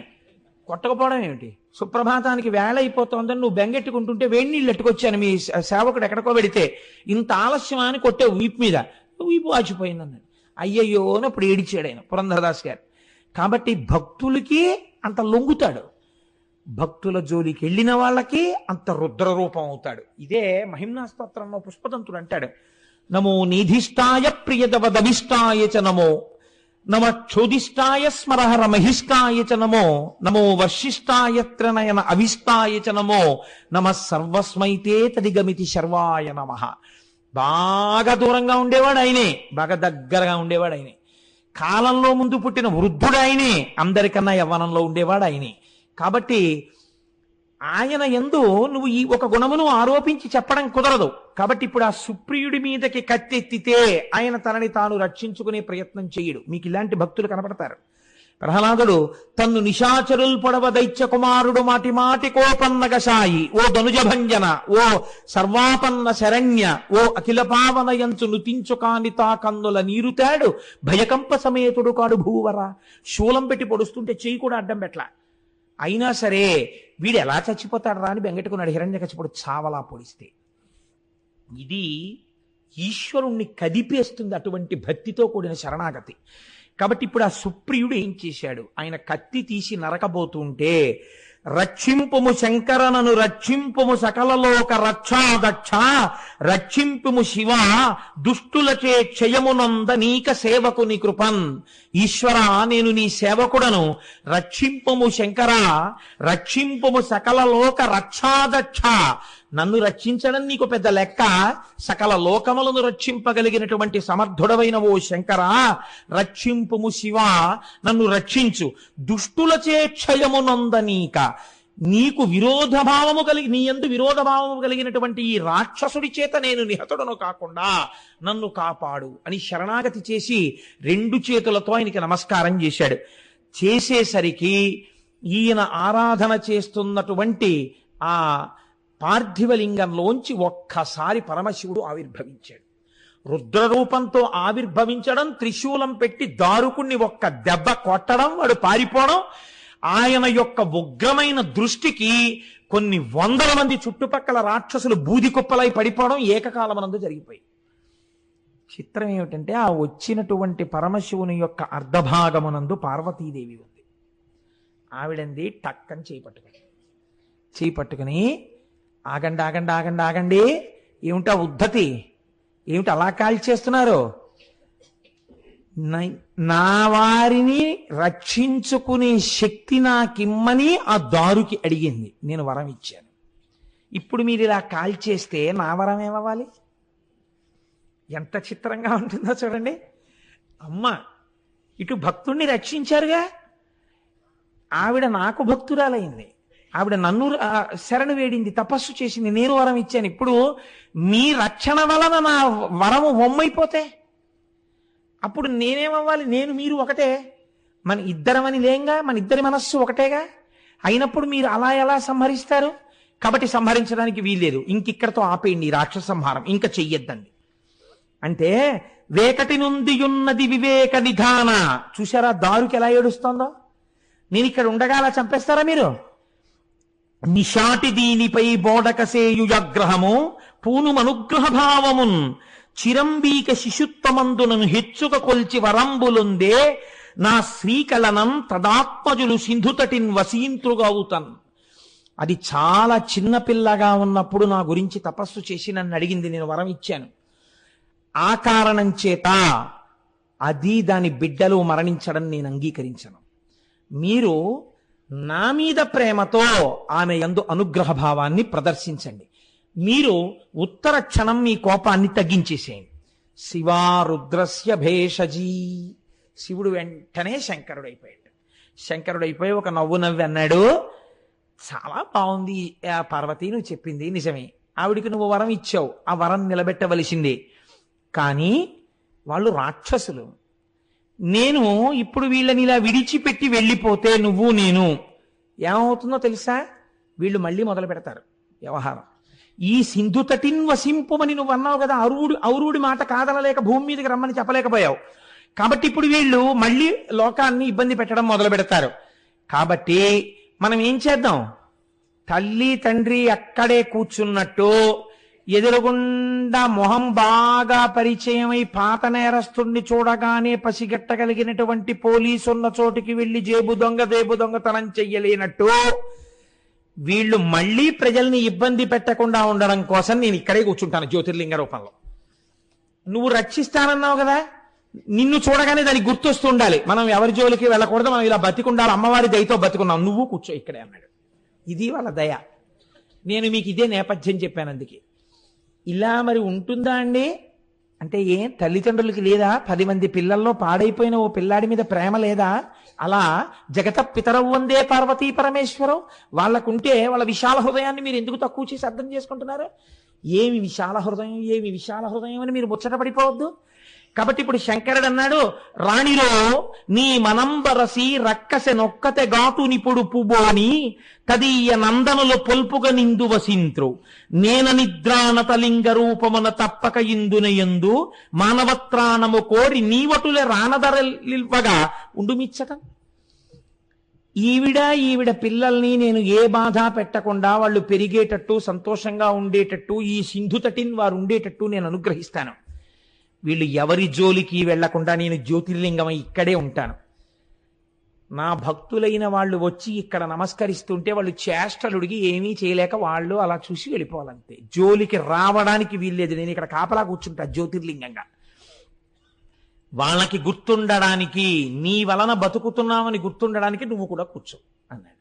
అంటే అమ్మవారంది, మీరు ఇంత గొప్ప పూజలు అందుకున్నారు కనుక, అంటే నా మాట పాటించి చంపకుండా పిల్లలనక పెద్దలనక, తప్పు మార్గంలో ఉన్న పిల్లలనక మంచి మార్గంలో ఉన్న పిల్లలనక అందరినీ పిల్లలుగా ఏకకాలమునందు, తప్పు మార్గంలో ఉన్న పిల్లలు అలా చూస్తూ అమ్మో స్వామి మనం నమస్కరించకపోతే మళ్ళీ లేచాడంటే ఇబ్బంది అని చెప్పి నమస్కరించేటట్టుగా పూజలు అందుకుంటున్నారు. సరే మీ భక్తులైన వాళ్ళు ఎలాగో వచ్చి నమస్కారం చేస్తున్నారు. ఈశ్వర ఇంత విచిత్రమైన రూపం కాబట్టి మీరు ఏ పేరుతో పిలుస్తున్నారు? అంది, నాగనాథుడన్న పేరుతో పిలుస్తున్నానన్నాడు. నువ్వే పేరుతో పిలుస్తావో తెలుసా? ఈశ్వరి నాగేశ్వరి అని పేరుతో విలువు అన్నాడు. కాబట్టి ఇప్పుడు ఈశ్వరుడు నాగనాథుడయ్యాడు, ఈశ్వరి నాగేశ్వరి అయింది. అయి ఇద్దరూ ఆ తటమునందు జ్యోతిర్లింగమునందు వెలిశారు.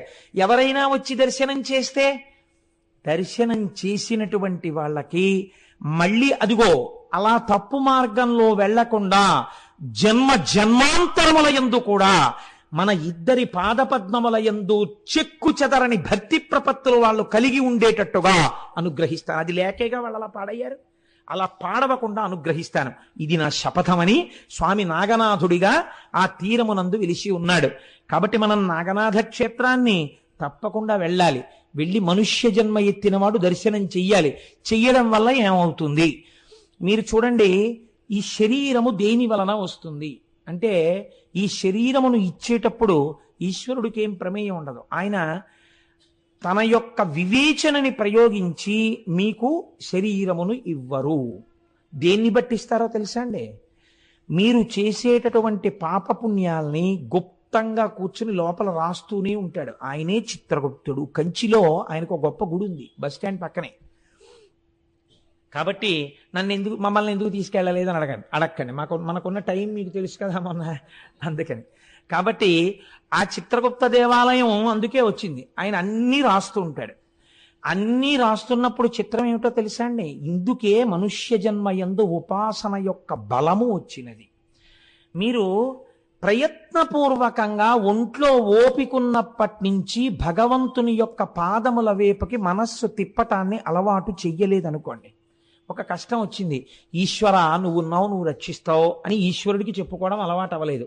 ఒక సుఖం వచ్చింది, ఈశ్వర ఇది నీ అనుగ్రహము, ఈ సుఖం వచ్చింది అని చెప్పడం మీకు అలవాటు కాలేదు. మీకు ఎప్పుడూ భగవంతుడితోటి నిరంతర సంబంధం ఏర్పడలేదు. ఇలా ఏర్పడకపోతే ఏమవుతుందో తెలుసా అండి? మనస్సు మీరు చెప్పిన మాట వింటుంది. అది మీరు ప్రయత్నపూర్వకంగా ఆ భగవంతుని యొక్క స్వరూపాన్ని చూడు, చక్కగా అది చూడు, ఆ భాగవతం చూడు, ఆ రామాయణం చూడు, మీరు ఇది అలవాటు చేసేస్తూ వచ్చేస్తున్నారు అనుకోండి, కాలగతిలో శరీరం ఏమైపోతుందంటే జర్జరీభూతం అయిపోతుంది. ఇది ముడతలు పడిపోతుంది. ఒకనాడు ఇన్నాళ్ళు జీతం ఇచ్చి ఉద్యోగం చేయించుకున్న వాళ్ళు అంటారు, ఇంకా మీరు మాకు అవసరం లేదండి మేస్టారు, ఏదో నెలకింత భత్యం పంపిస్తుంటాం, మీరు ఇంటికి వెళ్ళిపోవచ్చు అని చెప్తారు. ఇంటికి వెళ్ళిపోయినప్పుడు ఏమవుతుందంటే వీడికి ఆలంబనం లేదు మనస్సులో. వీడు ఓపిక ఉన్నన్నాళ్ళు ఏం చేశాడంటే పనికిమాలిన వస్తువులన్నీ పట్టుకున్నాడు. పట్టుకోవడం వల్ల ఏమైపోతుంది, మీరు ఇంటికి వెళ్ళిపోయినా ఇప్పుడు ఇంట్లో వాళ్ళు అంటారు రిటైర్ అయిపోయారు కృష్ణారామ అనకూడదు అంటాడు. ఎలా అంటాడు పాపం వాడు? వాడికి ఏది ఆలంబనం? వాడికి రాదు ఆ మాట. వాడికి అంతసేపు ఏమొస్తుందంటే, నేను కొంతమందిని చూసి తెల్లపోయానండి. ఉపన్యాసం అంతా విన్న తర్వాత మీరు వాళ్ళని పలకరిస్తే, ఇవాళ చెప్పిన దాంట్లోనండి ఈ మాట ఎంత చేత కానివాడిని అయినా ఎక్కడో అక్కడ ఏదో ఒక మాట హృదయాన్ని స్పృశించగలిగి ఉండాలి కదండి. ఆర్ద్రత కలిగిన గుండె అయితే వెంటనే ఏమో నీకు గుర్తుందా, ఫలానా అప్పుడు వాడు ఉండేవాడు, వాడు వచ్చాడా ఇవాళ, కాసేపు మాట్లాడుకున్నాం, ఎంత సంతోషంగా గడిపానోనయా అని చెప్పేసి అసలు ఈ ఈశ్వర సంబంధం గురించి వాళ్ళ నోటి వెంట ఏ మాట రాదు అసలు. అంటే వాళ్ళు ఇక్కడ కూర్చున్నా వాళ్ళ మనస్సు వేరొక దాన్ని పట్టుకుని ఉంటుంది. కూర్చుంటారు, అది కూడా కొంత పుణ్యమే అనుకోండి, ఏదో కాయికంగా రావడం. కాబట్టి అలాంటి వాళ్ళు ఈ సభలో లేరు నాకు తెలుసు. ఇక్కడికి వచ్చిన వాళ్ళు పుణ్యాత్మలే. కాబట్టి అలాంటి వాడు ఎవరైనా ఉంటే నేను ఒకడే ఉన్నానేమో. కాబట్టి ఇప్పుడు ఏమవుతుంది, మనస్సుకి ఆలంబనం దొరకకపోతే ప్రమాదం ఎక్కడొస్తుందో తెలుసా అండి? ది లాస్ట్ జడ్జిమెంట్ ఒకటి ఉంటుంది. ఆఖరి ఊపిరి వదిలిపెట్టేస్తుంటాడు. అది వదిలిపెట్టిన ఊపిరి అవ్వచ్చు, తీసిన ఊపిరి అవ్వచ్చు. ఆ తీసిన ఊపిరి మళ్ళీ వదలకపోవచ్చు, వదిలిన ఊపిరి తర్వాత ఇంకా తీయకపోవచ్చు. కాబట్టి మృత్యువు సన్నిహితంగా ఉంది. ఇప్పుడు వదిలిపెట్టేసే ముందు మనస్సు దేని మీద ఆధారపడుతుందో తెలుసా అండి? ఊపిరి మీద ఆధారపడుతుంది. ఊపిరి మీరు తీస్తే మనస్సు కదులుతుంది, ఊపిరి తీయకపోతే మనస్సు ఆగిపోతుంది. అందుకే ప్రాణాయామం చేస్తే మనస్సు నిశ్చలంగా ఉంటుంది. అందుకే పూజ చేసేటప్పుడు ప్రాణానాజంజా అని అంటే మనం ముక్కు పట్టుకుని వదిలేస్తాం. ముక్కు పట్టుకోమని కాదు, ప్రాణాయామం చేయమని. అనారోగ్యంతో ఉన్న వాళ్ళు కూడా లఘు ప్రాణాయామం చెయ్యాలి అని శాస్త్రం. కాబట్టి మీరు ప్రాణాయామం చేయగానే మనసు నిశ్చలంగా నిలబడుతుంది. అలాగా అప్పుడు నిలబడిన మనస్సుతో మీరు ఈశ్వరుణ్ణి ఆరాధించాలి. ఇప్పుడు ఏమవుతుంది, వీడికి పూర్వం అలవాటు లేదు, మనస్సు పట్టుకోలేదు. కానీ ఇప్పుడు ఇది ఆగిపోతోంది. ఊపిరి ఆగిపోతున్నప్పుడు ఆ మనస్సు అలా నిలబడిపోతుంది. నిలబడిపోయేటప్పుడు ఇది ఏం చేస్తుందంటే బతికిన నాళ్లలో బాగా భావనా వ్యగ్రతతో దేన్ని పట్టుకున్నాడో, ఏది పట్టుకోవడానికి మనస్సు బాగా అలవాటు పడిందో దాన్ని ప్రొజెక్ట్ చేస్తుంది, దాన్ని చూపిస్తుంది. ఎందుకని? మీరు దానికి అలవాటు చేశారు, అది బాగా, అది మైనం ముద్ద, దాని మీద మీరు ఏ మూస పెడితే ఆ ముద్ర వేస్తుంది. ఇప్పుడు దాన్ని పైకి తీసుకొస్తుంది. ఒక ఉదాహరణకి నేను మీకు అంటే మార్కండేయ పురాణంలోంచి దీన్ని అనుసంధానం చేస్తున్నాను. ఐశ్వర్యం మీద భ్రాంతి ఉండిపోయింది ఒక ఆయనకి. ఇంత డబ్బుంది, ఇన్ని భూములు ఉన్నాయి, ఈ కాగితాలు అక్కడిట్టాను, ఈ బంగారం ఎక్కడిట్టాను, దీనికి తెలుసో తెలీదో, ఏమైపోతాయో, పిల్లలు పాడు చేస్తారో, బుర్ర నిండా డబ్బు గురించి ఆలోచిస్తూ ఆగిపోయింది. ఎందుకంటే దాని గురించి ఆలోచించాడు బతుకంతా. ఆగిపోతే ఈశ్వరుడు ప్రమేయం పెట్టుకోడండి. వెంటనే ఏం చేస్తాడంటే, తలలో డబ్బు గురించి కదా పెట్టుకున్నావు, ఈశ్వరుడు ఉద్ధరించడానికి ప్రయత్నిస్తాడు. ఆయన ఏం చేస్తాడంటే, బాగా చీకటిగా ఉన్న చోట భోషాణం కింద చేరి పడుకునే జన్మనిస్తాడు. ఒక కట్లపామో, ఒక తేలో, ఒక జిర్రో కింద వెళ్ళి అక్కడ పడుకుంటాడు. భోషాణం కదపరగా అక్కడ ఉంటాడు. ఎప్పుడో సంక్రాంతి వస్తోందని సున్నాలు వేయడానికో ఎప్పుడు, అది కూడా చిత్రం ఏమిటో తెలుసా అండి, అది కదుపుతారు. కదిపితే ఈ తేలో ఏదో భోషాణం కదుపుతున్నప్పుడు ఎవడుంటాడండి, సేవకులకు అర్థం చెప్తారంటే కొడుకు నించుంటాడు అక్కడ. కదుపుతున్నప్పుడు కొడుకు అక్కడి నుంచి జాగ్రత్తగా తోయిండంటాడు, లోపల వాటి చప్పుడు అందరి చెవులో పడకుండా. కదుపుతుంటే ఈ తేలో ఏదో బయటకు వస్తుంది. కొడుకు ఏం చేస్తాడో తెలుసా అండి, గబగబా కర్ర తీసి ఆ తల మీద కొట్టి చంపుతాడు. తల ప్రాణం తోకకెళ్ళి చస్తుంది. అది చచ్చే ముందు ఏడుస్తుంది. దీని మీద భ్రాంతితో ఇక్కడ కూర్చున్నా, ఒంటి నిండా విషంగా మారింది ఈ ఆలోచన. వాడే కొట్టాడు నెత్తి మీద, చచ్చా. ఇప్పుడు మళ్ళీ ఇంకో దాని గురించి ఏడుస్తుంది, ఇంకో దాంట్లో పోతుంది. మనుష్య జన్మ తర్వాత మనుష్య జన్మ రావడం శాస్త్రమునందు నిర్దేశింపబడలేదు, బాగా గుర్తుపెట్టుకోండి. మనుష్య జన్మ తర్వాత మీ ఉపాసనని బట్టి హీనోపాధులలోకి వెళ్ళిపోతారు, లేకపోతే పైకి ఎడతారు. అందుకని మనస్సుకి ట్రైనింగ్ ఇవ్వడం అన్నది చాలా ఇంపార్టెంట్ శాస్త్రంలో. అది జ్యోతిర్లింగ మనకు వెనకనున్నటువంటి ప్రధానమైన ఉద్దేశం. అవగుణములను పక్కకి తీసేస్తుంటే భగవద్భక్తుల్ని, భగవంతుణ్ణి పట్టుకోవడానికి అలవాటు పడిపోయింది అనుకోండి. అలవాటు పడిపోతే అవే వినడాన్ని ఇష్టపడితే ప్రాణోత్క్రమణ సమయమునందు కూడా ఒక భగవద్భక్తుణ్ణో భగవంతుణ్ణో అది ప్రొజెక్ట్ చేస్తుంది. ఎందుకంటే అది పట్టుకునుంది, బాగా అది పట్టుకునుంది కాబట్టి దాన్ని చూపిస్తుంది. దీన్ని ధన్య అన్న నామంలో లలితా శాస్త్రంలో వ్యాఖ్యానం చేశారు భాస్కర్ రాయల వారు. ఇప్పుడు ఏ మంచిని పట్టుకుందో దాన్ని బట్టి ఉపాధిని మారుస్తారు.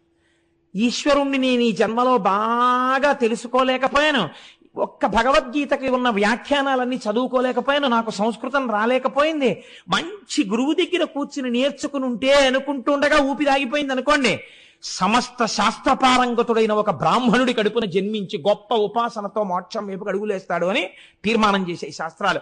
ప్రస్థానత్రయమైన భగవద్గీత కూడా అదే తీర్పు. కాబట్టి ఇప్పుడు ఏమైంది, నీ మనస్సుకి ఆలంబనము చాలా ప్రధానము, అది మీకు అందించడం. జ్యోతిర్లింగముల ఆవిర్భావము వెనక ఇవి ఉండడానికి కారణము అదే. మీరు ఇలా పట్టుకోవడానికి ఇది తప్ప వేరొక ఆధారము లేదు. ఇప్పుడు జ్యోతిర్లింగం అంటే విని వెళ్ళేది కాదు. 12 జ్యోతిర్లింగములలో ఏ 12 కారణములు ఉన్నాయి. నేను మొన్నటి రోజున ఒక చోట చెప్పింది ఇదే. మీరు ఒక నోట్స్ ప్రిపేర్ చేసుకోగలగాలి, తరచు దాన్ని రిఫర్ చేసుకుంటూ ఉండాలి, మనస్సుకు ఆలంబనం ఇస్తూ ఉండాలి, మనస్సు నటి వైపుకి తిప్పుకుంటూ ఉండాలి. దాని వలన ఉద్ధరణ జరుగుతుంది. ఇందుకే శంకరాచార్యులు వారు శివానంద లహరిలో మాట చెప్పారు, శరీరము రావడం నా చేతిలో లేదు, నీ చేతిలో కూడా లేదు ఈశ్వర, నువ్వు ఇవ్వలేవు మనుష్య జన్మ. ఎందుకు ఇవ్వలేవు? నా పాపపుణ్యాల్ని బట్టి నువ్వు ఇవ్వాలి తప్ప వీడికి మళ్ళీ మనుష్య జన్మనిచ్చే అధికారం నీకు లేదు, ఈశ్వరుడికి లేదు అధికారం. కాబట్టి నువ్వేం చెయ్యగలవు? నా పాపపుణ్యాల్ని బట్టి శరీరం ఇస్తావు.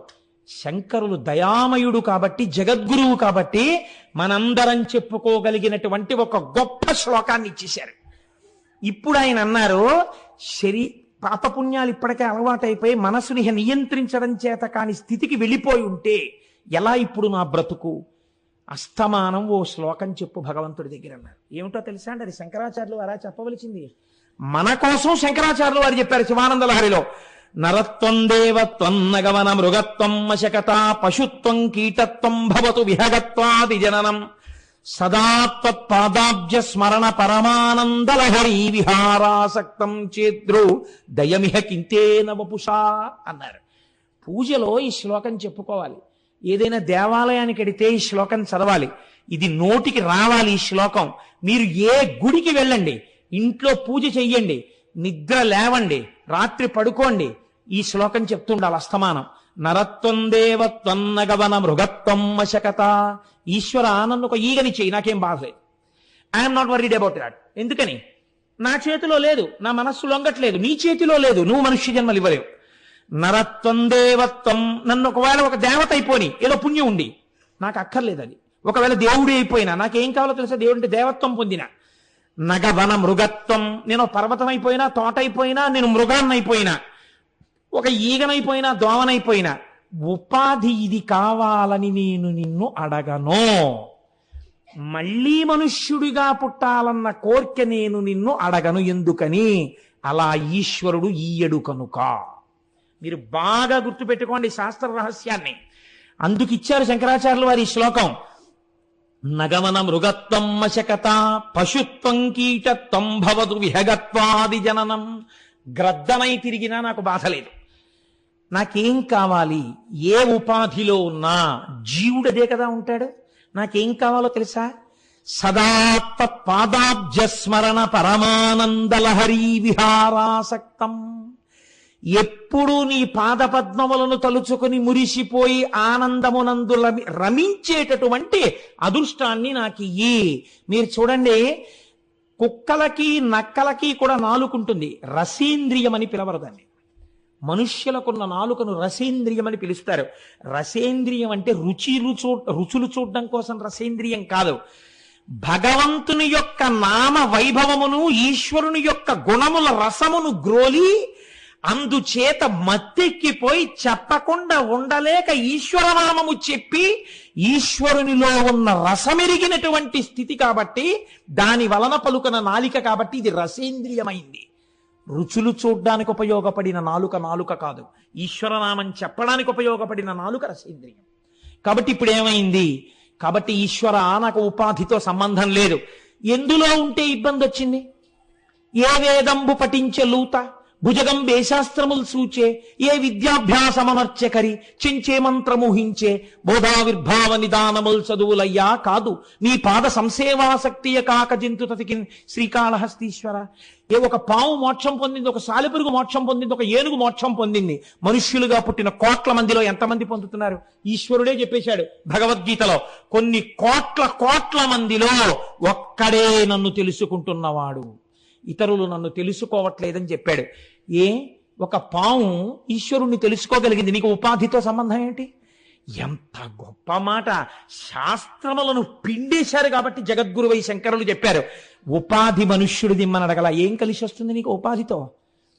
ఉపాధి కాదు, నీ పాదముల యందు రమించగలిగిన శక్తిని అడగాల. అందుకే ఈ శ్లోకం రాని వాళ్ళు ఉండకూడదు. మనుష్య జన్మ ఎత్తిన వాళ్ళు అమృత భాండాన్ని తెచ్చి చేతిలో పెడితే పెంట కుప్ప మీద పారేసి గంజి తాగుతానన్నవాడు ఎటువంటి వాడో, మనుష్య జన్మనెత్తి ఈ శ్లోకం నోటికి రాదు నేను ఈశ్వరుడి దగ్గర చెప్పుకోవడానికి అనుకున్న వాడి జన్మ అటువంటిదే. నన్ను క్షమించండి.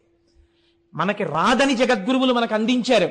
నరత్వం దేవత్వం నగవన మృగత్వం మశకత పశుత్వం కీటత్వం భవతు విహగత్వాది జననం సదా తత్పాదాబ్జస్మరణ పరమానందలహరీ విహారాసక్తం చేద్రూతయమిహ కింతేన వపుష. ఎక్కడికి వెళ్ళండి మీరు, ఏ గుళ్ళోకి వెళ్ళండి, ఇది చెప్పి బయటకు వస్తుండాలి. అప్పుడు ఇక మీకు బాధ లేదు, అలవాటు అవుతుంది. ఈశ్వరానుగ్రహంతో ఉపాధి మారిన భక్తి వస్తుంది, దానివల్ల తరించిపోతారు, చాలదండి. కాబట్టి మనస్సుని నిగ్రహించి ఈశ్వరుడి వైపు పెట్టడం అలవాటైతే ఆ భక్తి ముహూర్తముల చేత రాదు. నేను ఏమంటే ముహూర్తం పెట్టుకుని ఇంక రేపటి నుంచి భక్తిగా ఉండాలంటే అంటే అది శంకుస్థాపన కాదు, అదేం లేకపోతే గృహప్రవేశం కాదు, గుమ్మెత్తడం కాదు. భక్తిగా ఉండడం ఈశ్వరానుగ్రహం. భక్తి అంటే ఏమిటో సరిగ్గా తెలియడం ఈశ్వరానుగ్రహం. సరిగ్గా తెలిసిన భక్తి యందు మనస్సు నిలబడడం ఈశ్వరానుగ్రహం. ఆ అనుగ్రహం నా దర్శన మాత్రము చేత ఇచ్చేస్తానన్నాడు నాగనాథుడు. కాబట్టి చూడండి, ఎంత అందమైనటువంటి ఎంత గొప్ప వరాన్ని శంకరాచార్యులు వారు అడిగారో ఆ వరాన్ని మనకి కటాక్షించడానికి నాగనాథుడు ఉన్నాడు. పూర్వం తీర్థయాత్ర చెయ్యండి అని ఎందుకనేవారో తెలుసా అండి?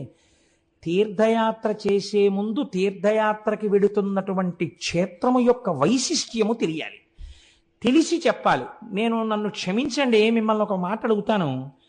కృత్తికా దీపోత్సవము అని ఒకటి జరుగుతుంటుంది. కార్తీక దీపం పెట్టారు అంటారు, తిరువణ్ణామలైలో కూడా పెడతారు. తిరువణ్ణామలైలో కార్తీక దీపం చూసినా, కార్తీక పౌర్ణమి నాడు శివాలయం దగ్గర కార్తీక దీపం చూసినా, కార్తీక పౌర్ణమి నాడు ఉపవాసాలుండి ఇంట్లో దీపాలు పెట్టామంటారు. ఇంట్లో దీపాలు పెట్టినా, మహాశివరాత్రి నాడు అర్ధరాత్రి 12 గంటలకి ఈశ్వరావిర్భావముగా ఒక జ్యోతిని చూసినా, ఒక శ్లోకం చెప్తే తప్ప ఫలితము రాదు. ఒక శ్లోకం చెప్పాలి.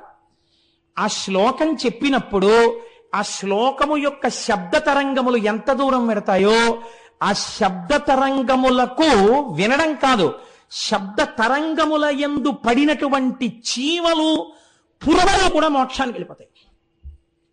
రేపు మహాశివరాత్రి నాడు ఇదే అయ్యప్ప స్వామి దేవాలయంలో ఖచ్చితంగా అర్ధరాత్రి 12 గంటలకి ఒక జ్యోతిర్లింగం, ఆనందంలో అలా అంటున్నాను, ఒక జ్యోతిర్లింగ దర్శనం మీరు చేస్తారు. అది చేసే ముందు మీ అందరికీ ఆ శ్లోకాన్ని నేర్పుతాం. ఒక 2-3 రోజుల ముందు మనందరం గొంతెత్తి ఆ శ్లోకాన్ని చెప్తాం. మహాశివరాత్రి నాడు 12 గంటలకి, జన్మానికొక్క శివరాత్రి. మనం అది బాగా జ్ఞాపకం చేసుకుని ప్రతి కార్తీక పౌర్ణమికి ఇంట్లో మీరు ఆ శ్లోకాన్ని చదువుకుందరు. కానీ ఆ శ్లోకాన్ని లింగావిర్భావం గురించి శివరాత్రికి ముందు నేను చెప్తాను కాబట్టి, అదృష్టవశాత్తు ఉత్తరాయణంలో చెప్పుకుంటున్నాం కనుక అన్ని వాటికి ముందు ఆయా విశేషాలు చెప్పుకుని ఆయా ఉత్సవాలు మనం చేసుకునే అదృష్టాన్ని ఈశ్వరుడు మనకి ఇచ్చాడు కాబట్టి అలా వాటిని చేసుకుందాం. అది కాబట్టి ఇప్పుడు మీరు మనస్సులో దాన్ని స్మరించి ఎంత సంతోషాన్ని పొందవలసినటువంటి చరిత్ర కలిగినటువంటి జ్యోతిర్లింగమో అది మీరు ఒక్కసారి అవధరించండి. జీవితంలో తప్పకుండా అందుకే తీర్థయాత్ర చేసినప్పుడు ఆయా క్షేత్రములకు వెళ్ళినప్పుడు దాని గురించి తెలుసుకుని ఏ శ్లోకం చెప్పాలో ఆ శ్లోకం చెప్పి ఏది మీరు అడగాలో అది అడగాలి అక్కడ. అంతేకాని వెళ్ళామంటే వెళ్ళాం, వచ్చామంటే వచ్చాం వల్ల ఉపయోగం ఏమిటండి?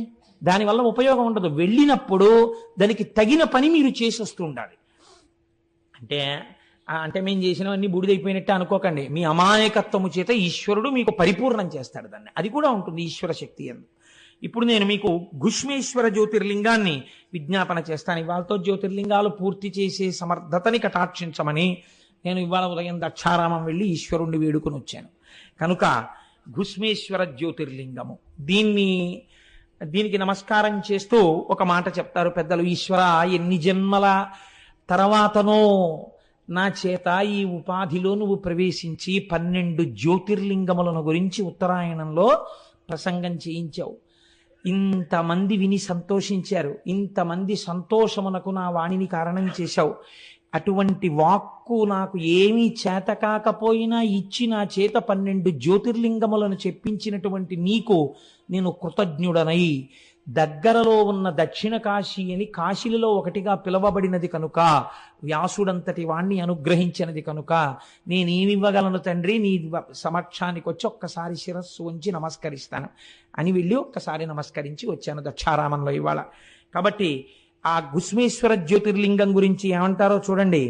ఇలాపురే రమ్య విశాలకేస్మిన్ సముల్లసంతంచ జగద్వరేణ్యం వందే మహూదరతర స్వభావం ఘుష్మేశ్వరాఖ్యం శరణం ప్రపద్యే. ఈ శివలింగం గురించి చెప్పేటప్పుడు ఒక విశేషణాన్ని చెప్తున్నారు. మహూదర, ఇంకా ఆయన ఔదార్యాన్ని ఇంత అంతా అని మీరు లెక్క కట్టి చెప్పడం కుదరదు. అంతటి ఔదార్యమున్నవాడు, ఈ పని చేస్తే ఇంతిస్తాడు అని మీరు చెప్పలేరు. అంతటి ఉదార స్వభావము కలిగినటువంటి వాడు. నాకు ఒక్కొక్కసారి ఆ ఉదారము ఔదార్యము అన్న మాట గురించి చెప్పాలంటే అసలు ఆశ్చర్యంగా ఉంటుంది. మా దొరగారి అన్నగారు ఉన్నారు ఏలూరులో. మా దొరగారి అన్నగారు వారింట్లో, నన్ను దొరగారి ఏమనుకోకండి, ఆనందంతో చెప్పేస్తున్నాను, వారింట్లో ఒక పాలేరుని పెంచి పెద్ద చేశారు. ఆయన స్నానం చేస్తే పంచి అందించాడు, ఆయన స్నానం చేస్తే ఉత్తరీయం ఇచ్చాడు. ఆయన బయటికి ఎడుతుంటే అయ్యగారు వచ్చేవరకు ఇక్కడ కూర్చుంటానన్నాడు. ఒక కొడుకే మసిలితే ఎలా మసులుతాడో అలా మసిలాడు. ఆయన, మా దొరగారు అన్నగారు, ఆ పిల్లవాడిని ఒక కొడుకులా చూసుకున్నారు. అతనికి పుట్టిన పిల్లాన్ని MBA చదివించారు, పెద్ద ఎగ్జిక్యూటివ్ని చేశారు. ఆశ్చర్యం తెలుసా మీకు? మా దొరగారి తల్లిగారు ఈ మధ్య శరీరం వదిలిపెట్టేసేంత వరకు తల్లిగారిని కంటికి రెప్పలా సేవ చేశారు. తల్లిగారు వెళ్ళిపోయారు, ఆయన భార్య గారు వెళ్ళిపోయారు. బిడ్డలు ఆడపిల్లలు నాన్నగారండి మా దగ్గరికి వచ్చేయండి అన్నారు. ఆయన అన్నారు, అమ్మా కడుపున పుట్టకపోయినా నాతో పాటు నన్ను ఎప్పటి నుంచో చూస్తున్నారు, వాళ్ళకి మనవడు పుట్టాడు, వాళ్ళతోనే ఇక్కడ ఉండిపోతానమ్మా అని వాళ్ళని తన బిడ్డలుగా భావించి వాళ్ళతో ఉండిపోయారు. ఏమి ఔదార్యం! సేవకుడిగా భావించలేదు. అది నిజంగా అలాంటి వాళ్ళని చూసినప్పుడు, అలాంటి వాళ్ళ గురించి విన్నప్పుడు వాళ్ళు అంగీకరించని బాహ్యంలో నమస్కరించం కానీ వాళ్ళు కనపడగానే నమస్కరించాలి అసలు.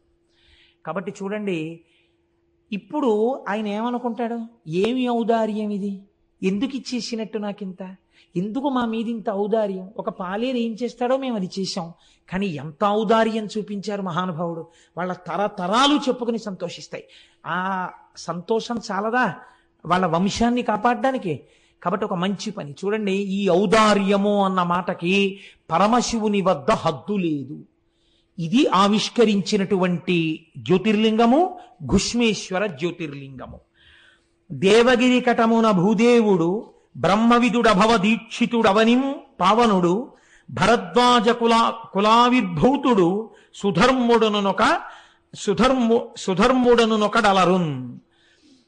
ఒకానొకప్పుడు దేవగిరి అనబడేటటువంటి పట్టణంలో సుధర్ముడు అనబడేటటువంటి గొప్ప శివభక్తుడు, త్రికాల సంధ్యావందనం అలవాటైన వాడు, నిరంతరము శివ పార్థివేశార్చనకు అలవాటు పడినటువంటి మనస్సున్నవాడు, భగవంతుని యందు మనస్సు రమించడం చేత తనకిది ఉన్నదని కానీ తనకిది లేదని కానీ ఎన్నడూ భావన చెయ్యనివాడు, తనకి ఒకటి లేకపోవడం కూడా ఈశ్వరానుగ్రహమే అని అనుకోగలిగినటువంటి సంపన్నత కలిగిన హృదయం ఉన్నవాడు. ఇది చాలా కష్టం అండి.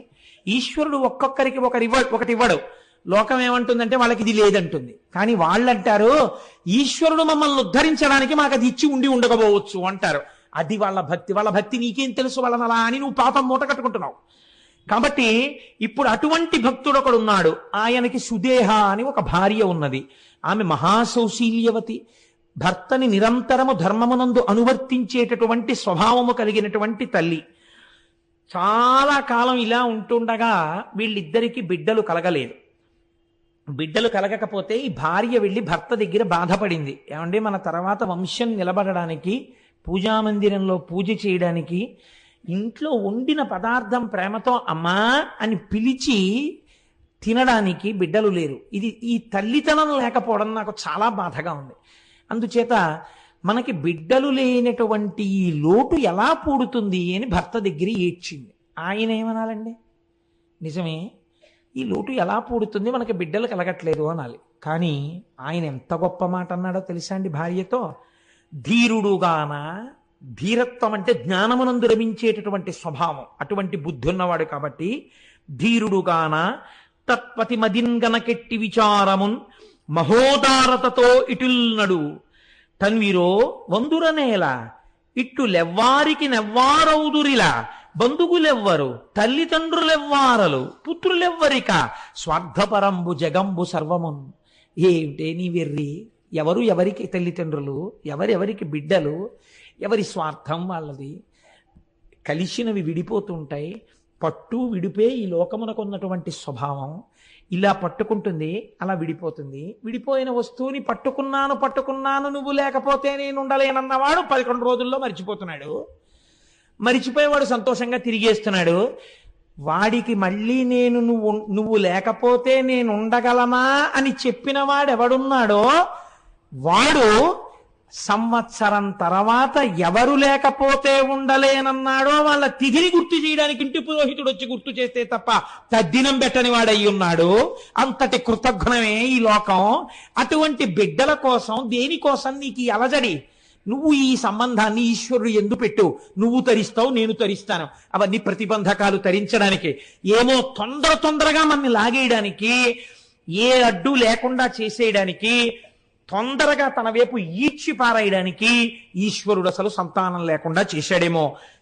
లేవంటావెందుకు, ఏది మనకివ్వడానికి అది లేకుండా చేశాడో ఈశ్వరుడు యందు మనస్సు పెట్టన్నాడు. అంటే పాపం ఆవిడ సర్దుకుంది మనస్సు, కానీ లోకం అనేటటువంటి ఒక వస్తువు ఉంది కదండి, దీనికి అనవలసిన మాట అనరాని మాట అన్నది తెలియదు. ఇతరుల్ని బాధించి బతకడం కలియుగంలో లక్షణం. ఎందుకని చిత్తవృత్తులు రాక్షసులై ఉన్నాయి. ఇంత మాట అనడమా, ఆ మాట ఎంత ప్రమాదానికి ఎడుతుంది, ఎంత బాధపడతారని ఆలోచించకుండా మాట్లాడతారు. కాబట్టి ఈవిడ ఒకసారి పొరిగింటికి వెళ్ళి ఏదో పేరంటం జరుగుతున్నప్పుడు ఏదో వాదులాట వచ్చింది స్త్రీల మధ్య. వాదులాట వస్తే ఈ సుధర్మ, ఈ సుదేహ తనకి తెలిసినటువంటి ఒక మంచి మాట చెప్పింది, ఇలా చేయకూడదు అని ఏదో అంది. అనేటప్పటికీ ఆవిడంది కోపంతో, చెప్పడానికి నీకున్న యోగ్యత ఏమిటి అని చెప్పడానికి ఆవిడ ఒక అనరాని మాట అనేసింది. దుడ్డు కలుగునేమో గొడ్డుదానవు నీవు, తినుటకెవ్వరేని దిక్కులేరు, బిడ్డలున్న దాన్న పేర్మినాకెనయవుదే, కళ్ళ క్రిందులగుచు తపసుకొనిగా. ఏమిటి నువ్వు మాట్లాడేది, నువ్వు గొడ్రాలివి. ఎంత ఉంటే ఏమిటి, దుడ్డు కలుగునేమో, నీకు డబ్బు ఉందేమో, మీ తర్వాత తినడానికి ఎవడున్నాడు, రాజులు పట్టుకెడతారా సొమ్ము. మాకు అలా కాదు, మా తర్వాత తినడానికి పిల్లలున్నారు, మేము వండితే అమ్మా అని తినడానికి పిల్లలున్నారు.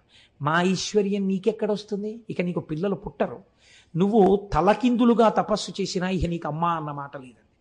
నిజంగా అది ఒకళ్ళు అనక్కర్లేదండి, అలా అనిపించుకోలేకపోయిన వాళ్ళు ఎంత బాధపడుతుంటారో. నాకు ఈ పద్యం చెప్పడానికి ఇవ్వాలి, నేను ఇక్కడికొచ్చి కూడా పుస్తకం తిప్పా, దీన్ని ఆపి చెప్పడం ఏమైనా కుదురుతుందా అని. అలా కుదరదు అని నిర్ధారించుకున్న తర్వాత మాత్రమే నేను ఈ మాట చెప్పవలసి వచ్చింది. ఇలాంటి పద్యాన్ని కథాంతర్గతంగానైనా చెప్పినందుకు సిగ్గుతో తలంచుకుంటున్నాను. ఎందుచేతనంటే అది ఒక స్త్రీ మనస్సుని ఎంత బాధ పెడుతుందో నాకు తెలుసు. ఆ మాట అనరాదు. ఆ మాట అంది, పాప ఆవిడ చాలా బాధపడింది. చాలా పద్యానికి అంతకన్నా వ్యాఖ్యానం అనవసరం. కాబట్టి ఇప్పుడు ఎవరికి చెప్పుకుంటుంది, భర్తకి వెళ్ళి చెప్పింది, నాకు బిడ్డలు పుట్టరా, నాకు అమ్మా అన్న మాట లేదా అని అడిగింది. అడిగితే ఆయన అన్నాడు, నువ్వు బిడ్డలు పుట్టరా అని నేను ఎంత చెప్పినా నీ మనస్సు ఈశ్వరుడు ఎందుకు చేర్చుకోలేకపోతున్నావు, మళ్ళీ మళ్ళీ అటువైపుకి ఎందుకు పెడతావు, ఎందుకు ఆ దుఃఖం, దానివల్ల ఏమిటి కలుస్తుంది నీకు, నీకు బిడ్డలు కలుగుతారో కలగరో, నేను దోషము నీదో లేకపోతే దోషము నాదో, ఒకవేళ ఈశ్వరుడు బిడ్డలు నీ దోషము వలనే కలగకుండా ఉంటున్నారో తేల్చడానికి ఒక పరీక్ష పెడతాను, ఈశ్వరుణ్ణి అడుగుతాను, ఇది భక్తి అంటే అని ఆవిడికి చెప్పకుండా ఆయన ఒక పరీక్ష పెట్టాడు. 2 పూలదండలు తెచ్చి భగవంతుడి యొక్క పాదముల దగ్గర పెట్టాడు. 2 విరుల దండలు శివుని దండన నుంచి తీయు కోమలాంగి పడతి, ఒకటి తీయుమనిన ఇష్టకుసుమము బాసి ఈవలి పుష్పంబొగొనిన పెదవి విరిచే కోవిదుండు. 2 పువ్వులు పెట్టి ఆయన శివుడికి ఒక విజ్ఞాపన చేశాడు. ఒకవేళ నా యందు బిడ్డలు పుట్టడానికి దోషముండి ఉంటే, లేదా అంటే మా దంపతుల యందు సంతానము కలగక మా ఇద్దరికి అమ్మా అని ఆవిడ, నాన్న అని నేను అనిపించుకోవడం సాధ్యం కాకపోతే ఈ దండ ముట్టుకుంటుంది. ఒకవేళ మాకు అలా అనిపించుకునే అదృష్టం రాశి పెట్టి ఉంటే ఈవిడ ఆ దండ ముట్టుకుంటుంది అని, ఇది ఈశ్వర నీ సంకల్పాన్ని చెప్పేయాలి. మాకు సంతానాన్ని ఇద్దామనుకుంటున్నావో, అనగా మా ఇద్దరికీ కలిపి ఇవ్వననుకుంటున్నావో చెప్పేయి అని 2 దండలు పట్టి, నువ్వు ఇక నన్ను ఎన్నడో నాకు బిడ్డలు కలగరా అని అనరాదు, ఇది ఈశ్వర శాసనం, ముట్టుకో అన్నాడు. ఆయన ఏ దండ ముట్టుకుంటే పిల్లలు పుడతారని సంకల్పం చేశాడో అది విడిచిపెట్టి 2వ దండన ఆవిడ తీసింది. ఆయన అన్నాడు, పెదవి విరిచే కోవిదుండు, కాబట్టి మన ఇద్దరికీ సంతానం కలగరు, ఇంకా నువ్వు ఈ ప్రశ్న నన్ను వెయ్యవద్దు, నువ్వు చక్కగా సంతోషంగా ఈశ్వరుడు యందు మనస్సు పెట్టుకో అంటే ఆవిడంది, అలా వీల్లేదు, నాకు కొడుకు పుట్టకపోయినా నాకు బాధ లేదు, నేను అమ్మా అని పిలిపించుకోవడానికి మీరు ఇంకో పెళ్లి చేసుకోండి, ఆమె వలన సంతానం కలుగుతారు కదా, కలిగినప్పుడు నన్ను అమ్మా అని పిలిస్తే నాకు చాలు, కాబట్టి మీరు పెళ్లి చేసుకోండి అంటే ఆయన అన్నాడు, ఇది చెప్పినంత తేలిక కాదు, ఇది ఒకనాడు నీ యందు పినుభూతమై కూర్చుంటుంది. ఏమవుతుందో తెలుసా, అనవిని ఇప్పుడు ఇట్టులే నీవనెదవు వేరోర్తి పెండ్లియాడిన సవతిన్గని పోరుసేతువెంతయో అనుమానము లేదు పెండ్లి ఆడను మరలన్.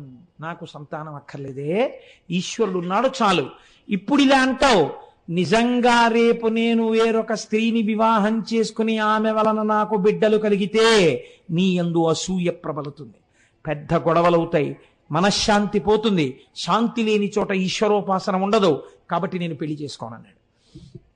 ఆవిడ చచ్చిపోతానన్నంత హఠం చేసేసి, నువ్వు చేసుకుని తీరవలసిందే. ఆవిడ మాట కాదనలేక ఆవిడ చెల్లెల్ని వివాహం చేసుకున్నాడు. ఆ చెల్లెల్ని వివాహం చేసుకున్నాడు, ఆమె పేరు గుష్మ. గుష్మ అనబడేటటువంటి స్త్రీని వివాహం చేసుకున్నాడు. సంతోషంగా కాలం గడుస్తోంది. ఆవిడకి ఒక లక్షణం ఉంది, ఏది ఇంట్లో జరిగినా ముందు అక్కగారికే చెప్పేది. భర్త కూడా పెద్ద భార్యని గౌరవించి మసలుతున్నాడు. ఆవిడ ప్రతిరోజు కూడా 101 పార్థివలింగములకు అర్చన చేసేది. అర్చన చేసి పూజ అయిపోయిన తర్వాత 101 శివలింగాల్ని తీసి ఒక సరోవరంలో కలుపుతూ ఉండేది ఆవిడ. అందుకు ఈయన మీరు అనుకున్నా పెద్ద దోషం ఏం లేదు, ఒక విశాలమైన సరోవరం కలుపుతూ ఉండేది. ఇలా ఆవిడ 3 సంవత్సరములు 101 శివలింగాల్ని ఆరాధన చేసింది. ఇప్పుడు ఆవిడ చేసిన శివ పూజ వలన ఆయనకి కూడా నాన్నని పిలిపించుకునే అదృష్టం వచ్చి ఒక చిత్రం జరిగింది. అంటే 101 శివలింగాల్ని 30 రోజులు పూజ చేస్తే 30 రోజులు పూజ చేయడానికి ఒక స్త్రీకి అధికారం ఉండదు, కాబట్టి కొద్ది రోజులు తగ్గితే దగ్గరగా 3000 దగ్గరలో అవుతాయి. 3 ఏళ్లు పూజ చేస్తే ఇంటూ 36, మామూలుగా అయితే 1,09,080 శివలింగాల్ని పూజ చేయాలి. అంటే దగ్గరగా 1,00,000 పూర్తవగానే ఆవిడ గర్భాన్ని ధరించింది. అంటే అంత పాపం ఇంత అర్చనతో పూర్తయింది, విరిగిపోయింది. ఇప్పుడు ఆవిడ 3 సంవత్సరముల తర్వాత గర్భం ధరించి పండులాంటి మగపిల్లాన్ని కంది. ఇంట్లో అందరూ సంతోషంగా ఉంటున్నారు. ఆ పిల్లవాడితో అమ్మ అని పిలిపించారు సుదేహని. ఆవిడ కూడా చాలా సంతోషంగా ఉంటుంది. ఆ పిల్లవాడు పెద్దవాడు అవుతున్నాడు, ఈయన కొడుకు కూడా పుట్టేశాడని ఇంకా భగవంతుడి యందు మనస్సు పెట్టేసుకున్నాడు. నాకు బిడ్డనిచ్చిన వాడెవడో వాడిని, ఆ బిడ్డని కూడా రక్షిస్తాడు, చాలు కొడుకు కూడా పుట్టాడు, ఇంకా ఏమిటి, మెల్లిగా మనస్సుని ఈశ్వరుడు యందు చేర్చేయాలని ఈవిడ రోజు 101 శివలింగాల్ని ఆరాధన చేయడం అలాగే చేస్తాం. ఇలా కొన్నాళ్ళు జరిగిపోతే ఆ పిల్లాడికి యుక్త వయస్సు వచ్చేసింది వివాహానికి. వాడికో సంబంధం చూశారు, మంచి ఐశ్వర్యవంతులైన బ్రాహ్మణుల యొక్క సంబంధం కుదిరింది. ఈ పిల్లాన్ని వివాహం చేశారు. మంచి కోడలు ఇంటికి వచ్చింది. ఇక్కడ ఒక చిన్న ఇబ్బంది వచ్చింది. వీళ్ళైతే ఈవిడ్ని గౌరవంగా చూశారు, కానీ వియ్యాల వారని ఒకరు ఉన్నారు కదా, వారు సహజంగా ఎవరిని ఎక్కువ గౌరవిస్తారు? ఆ పిల్లవాడి యొక్క సొంత తల్లి, కన్న తల్లి ఎవరో ఆవిడికి పెద్దపీట వేశారు వాళ్ళు. వియ్యపు వారలు వారల వియ్యంబులు గుష్మనెంత వేడుక చూడన్ కొయ్యతనంబున నోర్వక గయ్యాళి సుదేహం ఎండుగా తపించన్. మా వియ్యపురాలు అని గౌరవం ఇచ్చి ఎంతో ప్రేమగా చూసి అన్నింటికి మా వియ్యపురాలని ఈవిడ్ని పిలిచేవారు. ఆ వియ్యాలవారు కూడా ఈవిడ వియ్యపురాలని ఈవిడ్ని పిలిచేవారు. ఎంతైనా నేను వియ్యపురాలని కాను, కన్న తల్లి కాబట్టి అదే వియ్యపురాలు, చూశావా నేను కాలేకపోయానన్న కక్ష పెరిగిపోయింది. అసూయ ప్రబలడానికి ఇది హేతువైనది. ఇంత కష్టపడినా ఒకరోజు కొడుకు కోడలు ఒక పాన్పునందు శయనించి ఉన్నారు. శయనించి ఉండగా ఈవిడ అసూయ రోజు రోజుకి పెరిగింది. నా చెల్లెలైనటువంటి గుష్మకి ఇంత గొప్పగా ఆదరణ కలగడానికి కారణమేమి? ఆవిడ శివ పూజ అని ఈవిడ గుర్తించలేకపోయింది. ఆవిడ అనుకుంది ఒక కొడుకు ఉండడమే, ఆ కొడుకే లేకపోతే ఇంత ఆనందంతో ఉన్నటువంటి చెల్లెలు కళ్ళ వెంట నీటిధారలు కారుతుండగా గుండెలు బాదుకుని ఏడిస్తే తప్ప నా అగ్నిహోత్రం చల్లారదు అని ఒక రాత్రి వేళ భార్యతో కలిసి నిద్రపోతున్నటువంటి పిల్లవాడి గదిలోకి వెళ్ళి ఒక కత్తితో ఆ పిల్లవాడిని పొడిచి చంపేసింది. చంపేసి ఆ పిల్లవాడి శరీరాన్ని కోసేసింది, ముక్కలుగా కోసేసి ఇవన్నీ కలిపి మూట కట్టింది. అంటే ఎంత భావనా వ్యగ్రతని పొందేసిందో చూడండి. ఇంకా ఇవి మూట కట్టి తీసుకెళ్ళి రోజు శివార్చన చేసి నీటిలో కలుపుతుంది కదా, దీని బతుకు బయటికి రావాలని తీసుకెళ్లి ఆ శివలింగాల్ని కలిపే చోట నీళ్లలో ఈ శరీరం ముక్కలు పారేసి తెల్లవారింది. పాపం ఆ పిల్ల ఇంకా చిన్నపిల్ల, కోడలు అష్టవర్షేత్ భవేత్ కన్యా అని కదా, ఏదో 12 ఏళ్ళు ఉంటాయేమో, 13 ఏళ్ళు, గుర్రు పెట్టి నిద్రపోతోంది శుభ్రంగా చక్కగాను. తెల్లవారింది, లేచింది. ఈలోగా తెల్లవారకట్ట లేచి నదీ తీరానికి వెళ్ళిపోయాడు. ఆయన సంధ్యావందనం చేసుకుని ధ్యానం చేసుకోవడానికి గుళ్ళో. ఈవిడేమో కూర్చుని 101 లింగాల్ని అర్చన చేస్తోంది. ఆ పిల్ల నిద్ర లేచి చూసింది. తన ఒంటి మీద పక్క మీద నెత్తురు అట్టలు కట్టేసి ఉంది. తన భర్త శరీరంలో కొన్ని భాగాల యొక్క ముక్కలు మంచం మీద పడున్నాయి. ఆవిడిది చూసి గొల్లు గొల్లు గొల్లు గొల్లుని ఏడుస్తోంది కోడలు. సుదేహ గబగబా లోపలికి వెళ్ళి చూసి, అయ్యో కొడుకు పోయాడమ్మా అని ఈవిడ కూడా ఏడుస్తూ ఈ ఘుష్మ ఏడవదే అని చూస్తోంది. ఈ ఘుష్మ శివార్చన చేస్తోంది. ఆవిడంది, ఎవడా బిడ్డలనిచ్చాడో వాడా బిడ్డకి రక్షకుడు, వాణ్ణి ఆయన రక్షిస్తాడు, వాడు ఎక్కడున్నా రక్షింపబడతాడు. వాణ్ణి కోసినా కాల్చినా చంపినా వాడు బ్రతికి తీరుతాడు. వాడు రక్షిస్తుండగా నేను వీడి పూజ ఎందుకు ఆపాలి? నేను వీణ్ణి నమ్మి ఈ పూజ చేస్తానని 101 శివలింగాలకి పూజ చేసి 101 శివలింగాల్ని, ఆ పార్థివలింగాల్ని తీసి నూతిలో వేద్దామని వెళ్ళింది. నూతిలో వేద్దామని వెళ్ళి శివలింగాల్ని వేసి చూసేటప్పటికి కొడుకు శరీర భాగాలు నీటి మీద తేలుతూ కనపడ్డాయి. చిత్రం ఏమిటో తెలుసా అండి? ఆవిడ ఏమీ అనలేదు.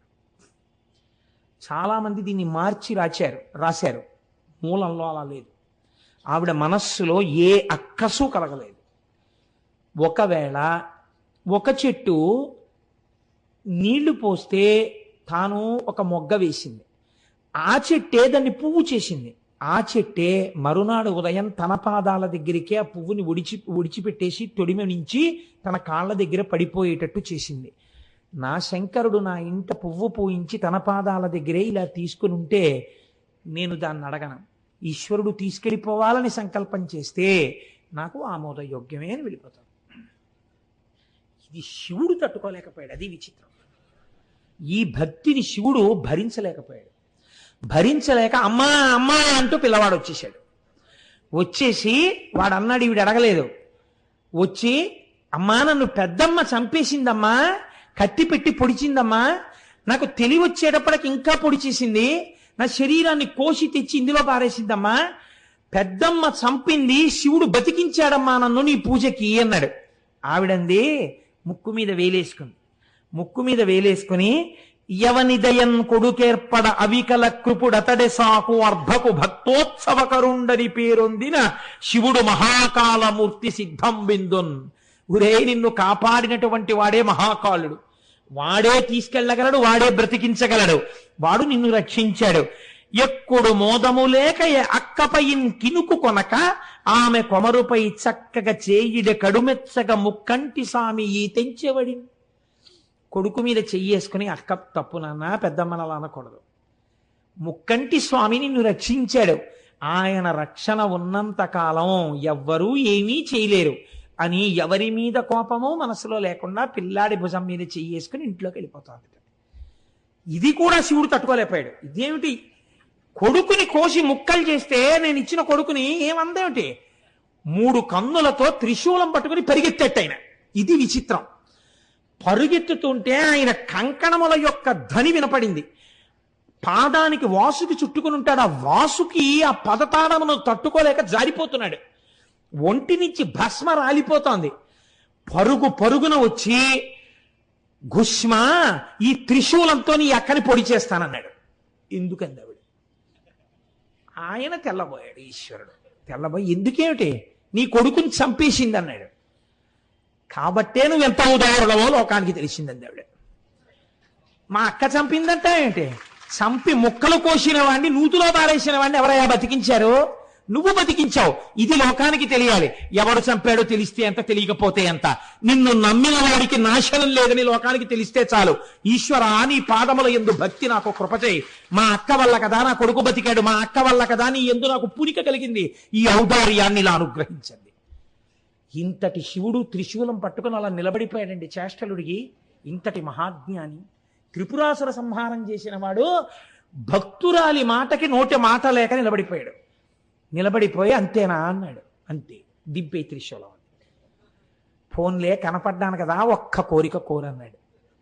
అయితే ఒక్కటి అడుగుతాను, ఏ నూతులో పడిపోయిన పిల్లాన్ని రక్షించావో, ఏ నూతులో రోజు 101 లింగాలు తీసుకొచ్చి కలిపానో ఆ నూతులోనే జ్యోతిర్లింగంగా వెలు.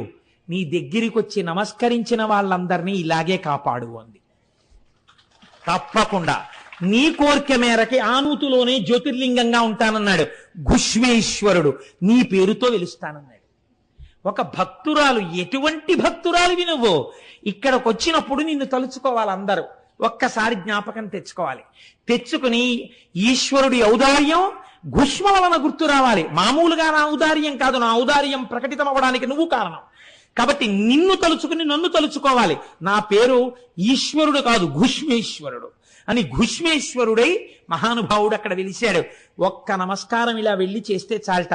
ఇంత మాట అన్నావు కదా ఘుష్మ, 101 తరాలు మీ వంశంలో చెప్పుకోదగిన మహాభక్తులైనటువంటి వాళ్ళు కుమారులుగా జన్మిస్తూ వెడుతుంటారు, నీకు వరం ఇచ్చేశారన్నాడు. ఏమి ఔదార్యం అండి! మీ అక్క దుర్బుద్ధి తీసి సద్బుద్ధినిచ్చేశాను, ఇవాళ నుంచి నాకు మహాభక్తురాలైపోతుంది అన్నాడు. ఇవన్నీ అడిగిందా? భక్తితో నమ్మి నిలబడినందుకు ఇన్ని వరాలు ఇచ్చేశాడు.